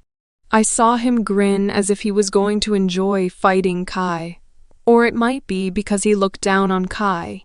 Whatever the reason for his grin, he shifted into Rhett not long after. Rhett was the most beautiful black wolf I had ever seen. His eyes, unlike others, were a combination of silver and gold. Although most alpha wolves were also black in color, but no one had fur as shiny as Rhett. Rhett snarled at Kai and lunged toward him without any notice. Kai must have sensed it, as he was able to dodge. Call me crazy, but I was amazed looking at the two beautiful wolves fighting. Rhett was aggressive in his attacks, but Kai was more composed and calm, although he was still snarling and growling, knowing he wouldn't be able to defeat Rhett. Kai began to use one of his tactics. He purposely lunged and then withdrew, even letting Rhett injure him on purpose. Having seen this tactic, I knew he was trying to drain Rhett's energy. He would make Rhett exhausted as he could be, and attack him at the same time.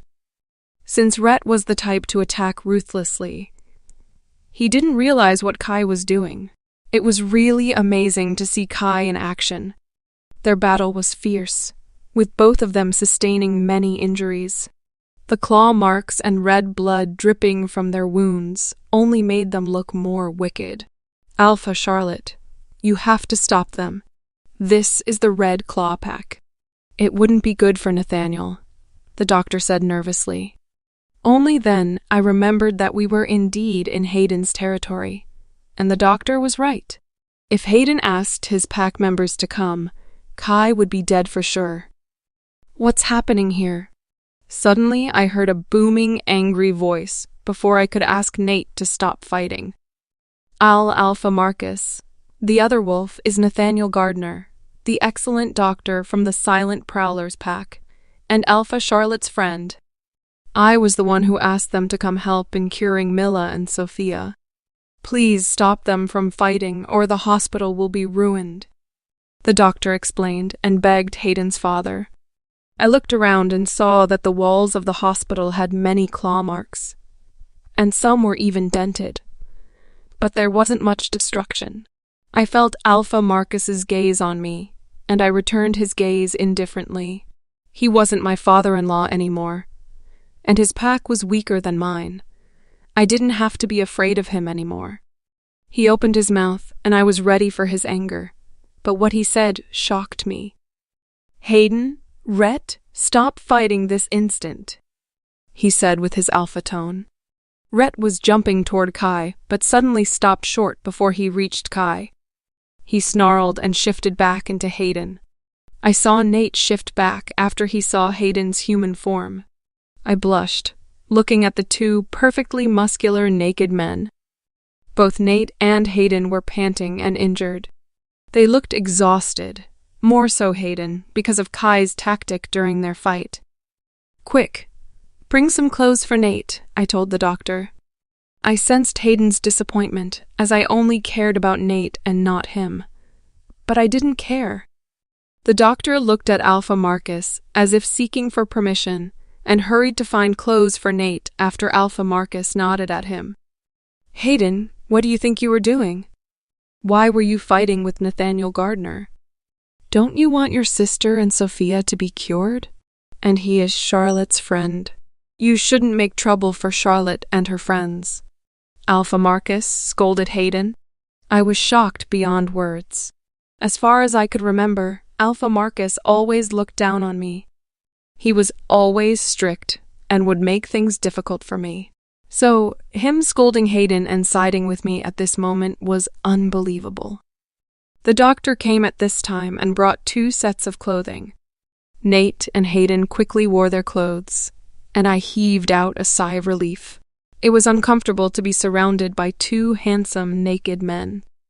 Although I'm a she-wolf, and it was natural to be naked after shifting, I still feel awkward looking at naked men.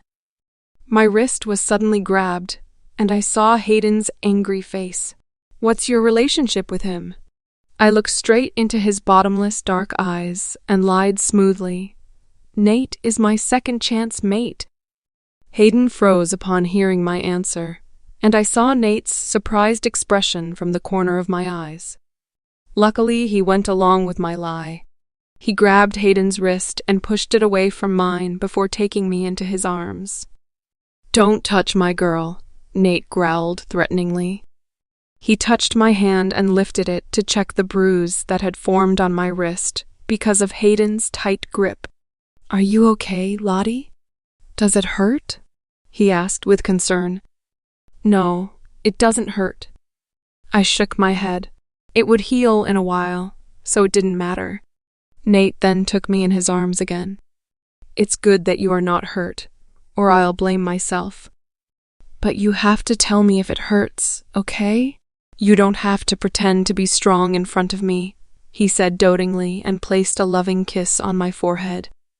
I nodded absent-mindedly in his arms. Nate was good at acting, I thought to myself. I saw Hayden looking at us furiously, like he couldn't accept the fact that I had a second-chance mate. His hands were clenched tightly. His body was trembling, and even Rhett seemed to want to resurface again. I thought he was going to shift and start a fight again, but he just kept quiet while looking at me being hugged by Nate. Soon, his expression turned sad and hurt. I could even see a flash of heartbreak in his eyes before he turned and walked away from us. I was puzzled by his expression, especially that heartbreak. But I guessed it was just my imagination, because there was no way Hayden would feel heartbroken if I had another mate. He never loved me. I concluded his reaction was because his ego was being crushed.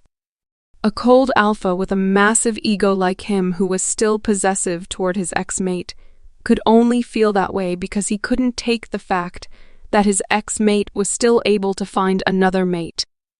"Lottie, are you really okay?" I heard Nate asking me, breaking my chain of thought. "Don't worry about me. This kind of wound is nothing." I smiled at him and added, "Oh, and thank you." I didn't say my reason for thanking him because Alpha Marcus and the doctor were still here with us. If they knew I lied, they would tell Hayden about it, and Hayden would peter me again, which I didn't want to happen. Nate chuckled. "It's my pleasure." He then kissed my forehead again, and this time I felt awkward because it was only supposed to be a show for Hayden. I guess he kept playing the role of being my mate for Alpha Marcus and the doctor. He got his hold of my hand and turned to look at this friend. "Let's go see the patients." The doctor and Alpha Marcus looked dazedly at our public display of affection, but Nate's words snapped them back to their senses. "Okay, Nathaniel, Alpha Charlotte. Follow me, please." The doctor nodded and turned to lead us toward Milla and Sofia's ward. Alpha Marcus walked beside the doctor while Nate tugged my hand gently. I was hesitant to follow as I didn't want to see Hayden again. But remembering how the doctor begged me and my promise to him, I had no choice but to follow them and help to cure my two arch enemies. I rushed toward my brother's bedroom. I hadn't seen him for 3 years, and I missed him so much. We had a very close sibling relationship, and just like my dad, my brother doted on me too. I opened his bedroom door without knocking and saw my tall, handsome brother sitting on his bed. He quickly stood up and spread his arms wide, calling my name with a huge grin plastered on his handsome face. I jumped into his arms and hugged him tightly. He laughed, seeing how excited I was to see him. "Ethan, you are back. I missed you so much." I felt my eyes get teary because of how much I missed this brother of mine. Ethan Adler, my elder brother, worked in the Alpha King's palace. He was the head guard of Alpha O'Dare and was an excellent soldier who had more power than other werewolves. Well, what did you expect? He had alpha blood in his veins too. He was supposed to be the next alpha of the Mooncrest pack. But since he thought I would do a better job as an alpha and wasn't interested in the position, he chose to be the King's guard instead. The position of the head guard of the Alpha King was not something that any werewolf could get.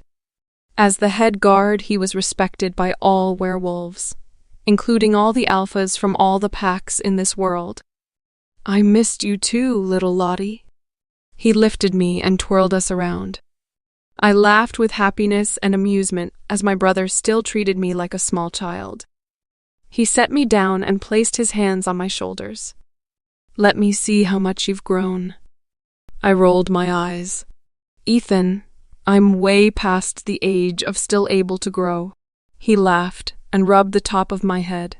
"Indeed, my little Lottie is not so little anymore." I punched his stomach, and he let off and offed even though I knew my punch most probably didn't hurt him that much. "I'm stronger," I grinned at him.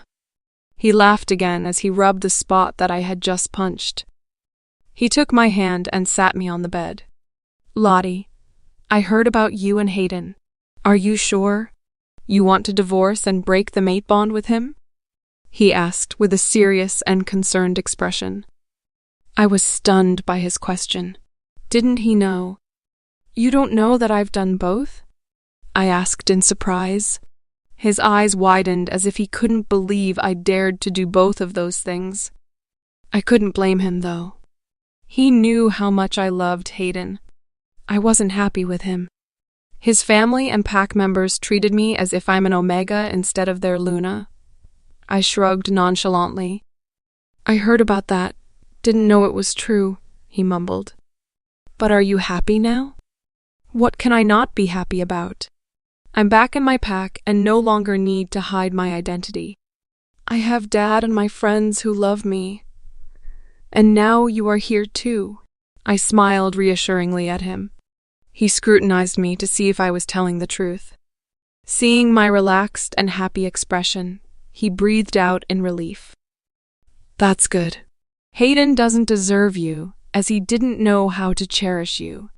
I'm sure you'll find someone better than him, he smiled.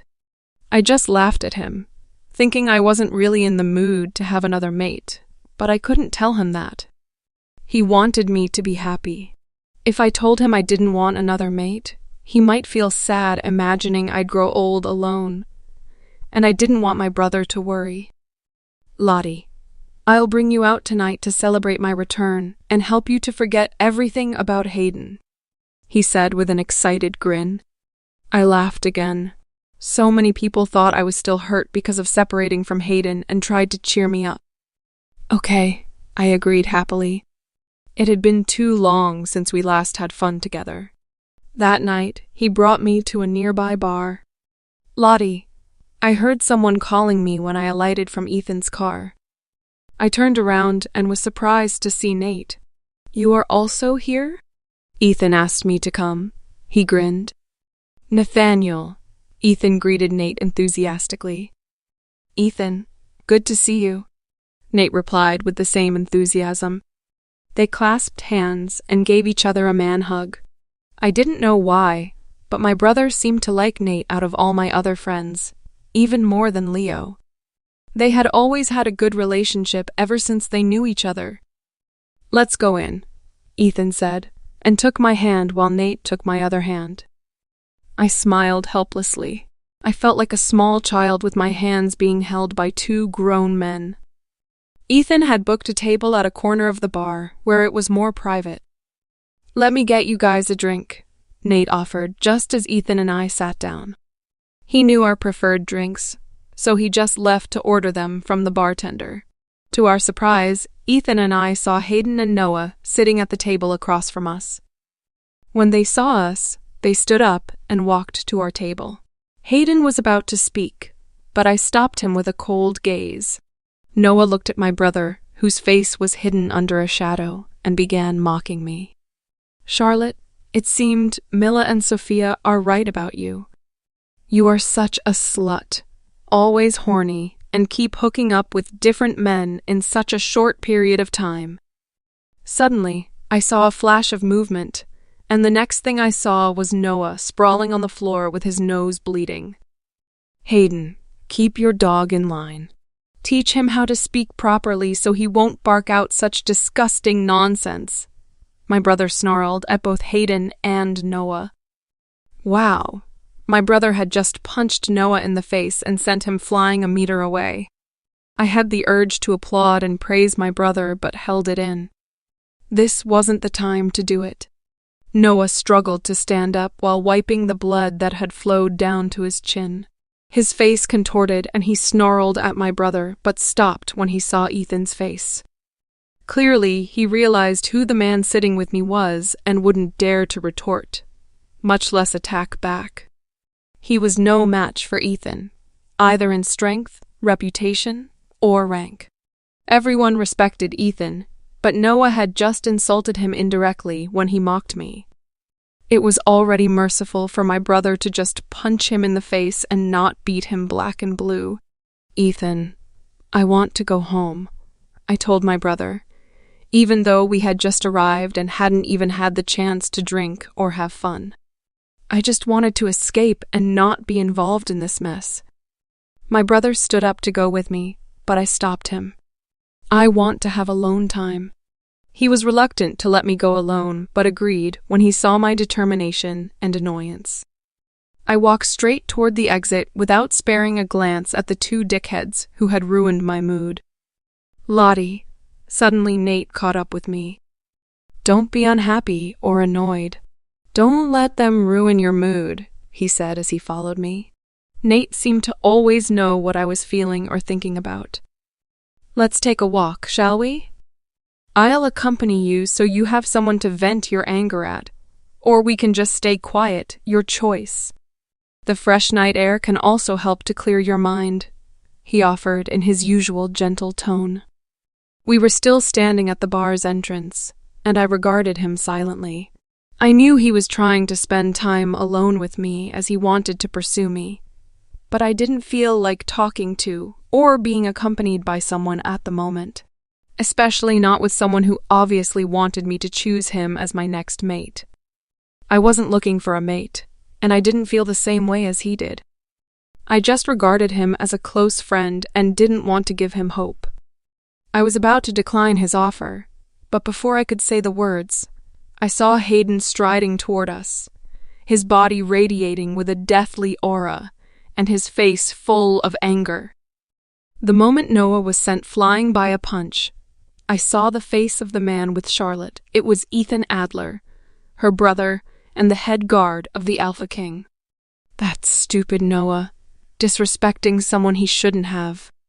Charlotte was annoyed and wanted to leave alone without even taking her brother with her. This was my chance to talk to her, I thought to myself. Ethan, sorry for what Noah had said. I apologized sincerely. Everyone respected Erhan at first because we all thought he was going to be the Mooncrest Pack's alpha, but we even respected him more now because of his position within the King's Guard. Being the mature one out of us all, Ethan just snarled at Noah and ignored us. I glanced at Noah and mind-linked him not to do anything stupid anymore. That's Charlotte's brother, Ethan, and the head of the King's Guard. You should know the consequences of disrespecting him, I warned him. At that moment, I knew Noah had recognized Ethan because he didn't dare to fight back. I'm sorry, Alpha. I didn't know it was Ethan Adler at first. Noah apologized through the mind link. Don't do anything stupid, I warned him again through the mind link before turning around, leaving him and Ethan. I turned around to chase after Charlotte, making my way to the bar exit, when I saw her standing close together with Nathaniel. Nathaniel had a gentle smile on his face, and he seemed to be going to accompany Charlotte. It was obvious from Nathaniel's expression that he loved Charlotte so much. Anger coursed through my body out of nowhere. Alone? She dumped her brother alone in a bar so that she could spend time with her second-chance mate? I nearly laughed out loud due to my anger. Good for you, Charlotte.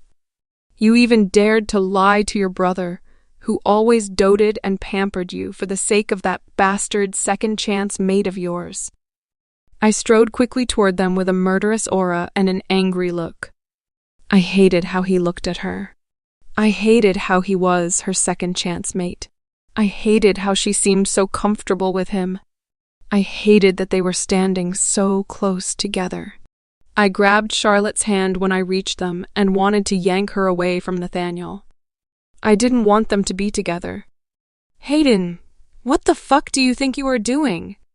Charlotte said as she shook my hand away with a disgusted expression. Why? Why did she always look at me that way ever since we divorced? I hated the way she always put on guard against me. I hated how much she seemed to despise me. And what's more, she actually cursed. The Charlotte that I knew would never swear at me. Did she hate my touch that much? Or was it because I wanted to separate her from her mate? I never expected Charlotte to curse at me. She was overreacting, and it annoyed the hell out of me. I grabbed Charlotte's hand again. Charlotte, there's something that I need to talk to you personally. You stay here. I need to talk to her alone. I directed my growl at Nathaniel. I saw Nathaniel was about to make a move, and I was more than ready to fight with him if it meant I could talk to Charlotte alone. Nate, stay here for a while. Hayden and I need to speak alone, Charlotte told her mate gently, and Nathaniel stopped his movement. Fuck, I even hated how obedient he was to her. I dragged Charlotte to a corner and turned to look at her without bothering to release my grip on her hand. What do you want, Hayden? Her annoyance and impatience were apparent in her expression and voice. Reject him, I ordered her in a growl that was more threatening than I had intended to. What the hell are you talking about, Hayden? It's already a blessing that I was given a second chance mate by the moon goddess. Who are you to tell me to defy the moon goddess' wish for the second time? She sneered at me and shook my hand away. The second time. Those words sent a pang to my heart. I closed my eyes and took a deep breath to calm myself down. When I opened my eyes again, I was a lot calmer, and I reasoned I should talk to her gently. Charlotte, please reject him. Could you please reject him for me? I asked with a softer tone. Heck, I sounded like I was begging her. Charlotte sneered and said nothing, ignoring my request and looking as if I had lost my mind. I had a sudden urge to take her into my arms, to feel her soft body molded to mine, to inhale her intoxicating scent, to kiss those plump, tempting lips of hers, to show her she could only belong to me, and so she would reject Nathaniel. I reached out my hand, but Charlotte's words froze me in my spot. Hayden, are you going to be violent toward me again? She sneered and took a step back, away from me. My hand froze midair. Violent. Yeah, for her, I was a violent, heartless, and merciless man. I felt a bitterness spread through my chest, and my hand fell limply to my side. My heart hurt. I felt sad, gloomy, uncomfortable, and even sorrowful when I thought of the way Charlotte was hating me so much right now. I couldn't do anything other than look at her intensely. The pain in my heart was so great that I felt my face fall. A puzzlement flashed across her gorgeous dark eyes as she looked at me. Maybe she could sense my sorrow, or wasn't expecting me to stop myself from forcing or being violent toward her. But that puzzlement in her eyes only lasted a few seconds before she turned around and went to Nathaniel, leaving the bar with him. I couldn't even move my body. I could only look at her, departing back silently with pain in my heart. Why? Why did I still think that she belonged to me and me alone? Why did I want to possess her? Why did it hurt me when she looked at me with disgust, annoyance, and impatience? Why did it pain me when she rejected my touch? Why did it make my heart uncomfortable when I saw her being with another man, especially when the man was her second chance mate? Why did the moon goddess give her to another man? So many why appeared in my mind. And another why, which was the most important, why popped into my mind. Why did I feel and think all those things when I was sure I didn't love Charlotte? I heard and felt Rhett whimpering in my mind. This time, he didn't scold me or tell me that I deserved to be treated coldly by Charlotte. This time he was feeling the same way I was sorrowful and even heartbroken. I knew he was still obsessed with Charlotte. But what about me? Was it only because of my ego as a man? Because I didn't like someone touching and possessing what used to be mine? I rubbed my hand over my heart to ease the pain, a gesture that seemed to have become a habit every time I encountered Charlotte. I sighed heavily, not knowing what to do. Looking around, I saw the bustling and cheerful people in the bar, yet I felt empty, lonely. I went to look for Noah and found him still sitting on our table, downing his drink, while Ethan was nowhere to be seen. I sat down, took the bottle of liquor on the table, and began gulping it down without even bothering to use a glass. Noah wanted to stop me, but looking at my expression, he just kept quiet. He must be confused. I had never behaved this way. Fuck. I was even confused with myself. But the thought of Charlotte going away with Nathaniel, the thought of them kissing and even fucking, kept me drinking bottle after bottle. I needed this. I needed alcohol to numb the pain in my heart. I needed alcohol to drown out my sorrow. I needed alcohol to make me forget every feeling and thought about Charlotte. I needed alcohol to make me forget her. Reaching the Mooncrest Pack, I went directly to my room to take a shower and go to bed. My mind was in a mess. I couldn't help but keep thinking of Hayden's words. Please reject him for me. Those words kept playing in my head. the way he said it softly and gently as if he was begging me. But why? Why did he want me to reject Nate for him? And that complicated expression on his face. Sad, dejected, sorrowful even, hurt. I kept imagining those expressions on his handsome face. It made me feel confused, restless, and hopeful. It was the first time he showed me that myriad of emotions. Was he hurt because he thought I had another mate? Hayden! I called out his name softly, unconsciously in my mind. Why did you show me a painful expression? Did you know how it would affect me? Did you finally fall in love with me? I turned around on my bed, unable to even close my eyes. His words and expression kept haunting me. Charlotte, just forget about him. Lexi tried to comfort me. I know, Lexi, I sighed. But maybe because we were once mates, and I loved him too deeply for 3 years, hoping he would pay attention to me. And tonight. Yeah, tonight he finally showed a different expression, which made you hopeful. Lexi also sighed. 3 years is not a short time, Charlotte. It's understandable for you to still have feelings for him deep in your heart, even though you keep trying to deny it and act as if it didn't bother you. But I still think it's best for you to forget him. It's 3 years too late for him. Lexi tried to talk sense into me. I knew she was right. It was 3 years too late for him to show that kind of emotion. Yet no matter how hard I tried, I still couldn't shake the image of his sorrowful face off my mind. My right hand reached down to touch the bracelet that had been adorning my left wrist. It was a gift from Dad before I married Hayden, and every time I felt sad and hopeless during my 3 years at the Red Claw Pack, I would always caress it. Somehow caressing it kind of gave me strength, and it had now become a habit for me to do whenever I felt restless.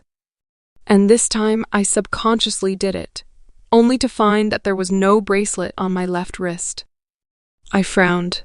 I had never taken it off, so where did it go? Suddenly I remembered that I felt a tug when I was helping Nate to treat Mila and Sofia. Did I drop it there? Yes, I think you lost it there, Lexi confirmed my suspicion. I sighed, got off my bed, and changed my clothes. I needed to go to the Red Claw Pack to retrieve it. As I drove to the Red Claw Pack, I kept telling myself I was only going there to get my bracelet back and not to meet Hayden. I reached the Red Claw Pack and went straight to the infirmary, hoping that Mila and Sofia were already asleep, so I could search for my bracelet without them giving me any trouble. However, when I reached the ward's door, it was slightly opened, and I saw Hayden and Sofia inside. Mila must have been moved to her own room, and now there was only a queen-sized bed in the room instead of 2 single beds, and Sofia was lying on it. Hayden was sitting on a chair next to her bed with his hands holding hers, his thumb caressing the back of Sofia's hand. Sofia had a pitiful expression and was crying while Hayden was comforting her. I couldn't hear what they were saying, but he had a very gentle expression. I felt bitterness spread through my heart. It was past midnight now, and he was still in Sofia's room in his silk pajamas. It was clear that he would be spending the night with Sofia. How could I have forgotten that they were in love with each other? After we divorced, they must have become a couple. I felt so ridiculous for feeling restless and hopeful because of his words and expression at the bar tonight. Stupid Charlotte, I mocked myself and smiled self-deprecatingly. All the memories of how Hayden had treated me during our 3 years together suddenly flooded my mind. I closed my eyes and took a deep breath. Hadn't I already sworn to myself that I wouldn't let him hurt me anymore? After looking at the scene in the room, my heart broke yet hardened at the same time. No more hope, no more restlessness, no more feelings for him, and no more believing that he would change. Maybe what I saw at the bar was just an illusion. He belonged to Sofia now. Not wanting to see them together any longer, I turned around and left the red claw pack. Hayden's POV. Hayden, why did he have to leave me so fast? She sobbed and held my hands. She was still in the infirmary, with her condition weaker than Milla's. After coming back from the bar and drinking heavily, my sorrow didn't disappear. Being an alpha was a disadvantage in drinking alcohol. The alpha blood would neutralize the alcohol in less than 30 minutes, making us alphas unable to get drunk. I was ready to go to bed when suddenly I received Sofia's mind link, asking me if I was still awake and if I could accompany her. I wanted to decline, as my mood was not in its right place, and it was too late at night. But she began sobbing and telling me how much she missed my brother, and my heart couldn't help but soften at her words. Finally, here I was accompanying her in her ward and comforted her as she kept sobbing. Sofia, there are still so many people who care for you. You shouldn't be this emotional, especially since you are still recuperating, I told her gently. But I lost his baby and can't get pregnant anymore. Why must this happen to me? Her sob became louder. I rubbed the back of her hand with my thumb, trying to soothe her. Sofia, you are still young. The medical world has become better now. I'm sure we will be able to find a doctor who can cure you. You might find another mate and have babies with him. She shook her head repeatedly. I don't want another mate. I sighed heavily. After hearing the recording, I somehow wanted her to find a new mate and get rid of her. I knew it sounded heartless, but although she had explained that Charlotte provoked her into doing it, I felt she was kinda scheming and didn't want to take care of her for her whole life. It's late now. You should rest. Your body is still weak. I found an excuse to get away from her. I was emotionally spent after seeing Charlotte with her mate, and wanted to go back to my own bedroom and rest. I pulled back my hand, but her grip tightened. Hayden, can you sleep with me tonight? She asked with a pitiful yet hopeful expression. I was shocked hearing her words. What the fuck? Sofia, you are my sister-in-law. It would be inappropriate for us to sleep on the same bed, I told her with a bit of resentment. Suddenly, I felt that she was shameless and disgusting. No matter how lonely she felt because she was missing my brother, she shouldn't have asked me to sleep with her. But I'm lonely. She still tried to lure me into sleeping with her, which only heightened my disgust toward her. Sofia, don't ever say those words again. You are my sister-in-law and it's inappropriate. I emphasized my words again with impatience. Seeing she couldn't change my mind, she apologized and said that she wasn't in her right mind, and I should forget she ever said it. I nodded and turned away without saying anything else anymore, not even bidding her good night. Suddenly, I remembered Charlotte's way of addressing Sofia when she was talking to me, mistress. Did she think that I was in love with Sofia? I realized there were rumors on the pack that I was in love with her even when I was still with Charlotte. It's because you care about Sofia too much. And it's obvious that Sofia wants you, Rhett suddenly said. His words struck me like a lightning bolt. I was only nice to Sofia due to her being my brother's mate, but it made people misunderstood our relationship. It was disgusting to be gossiped about having an affair with my own sister-in-law.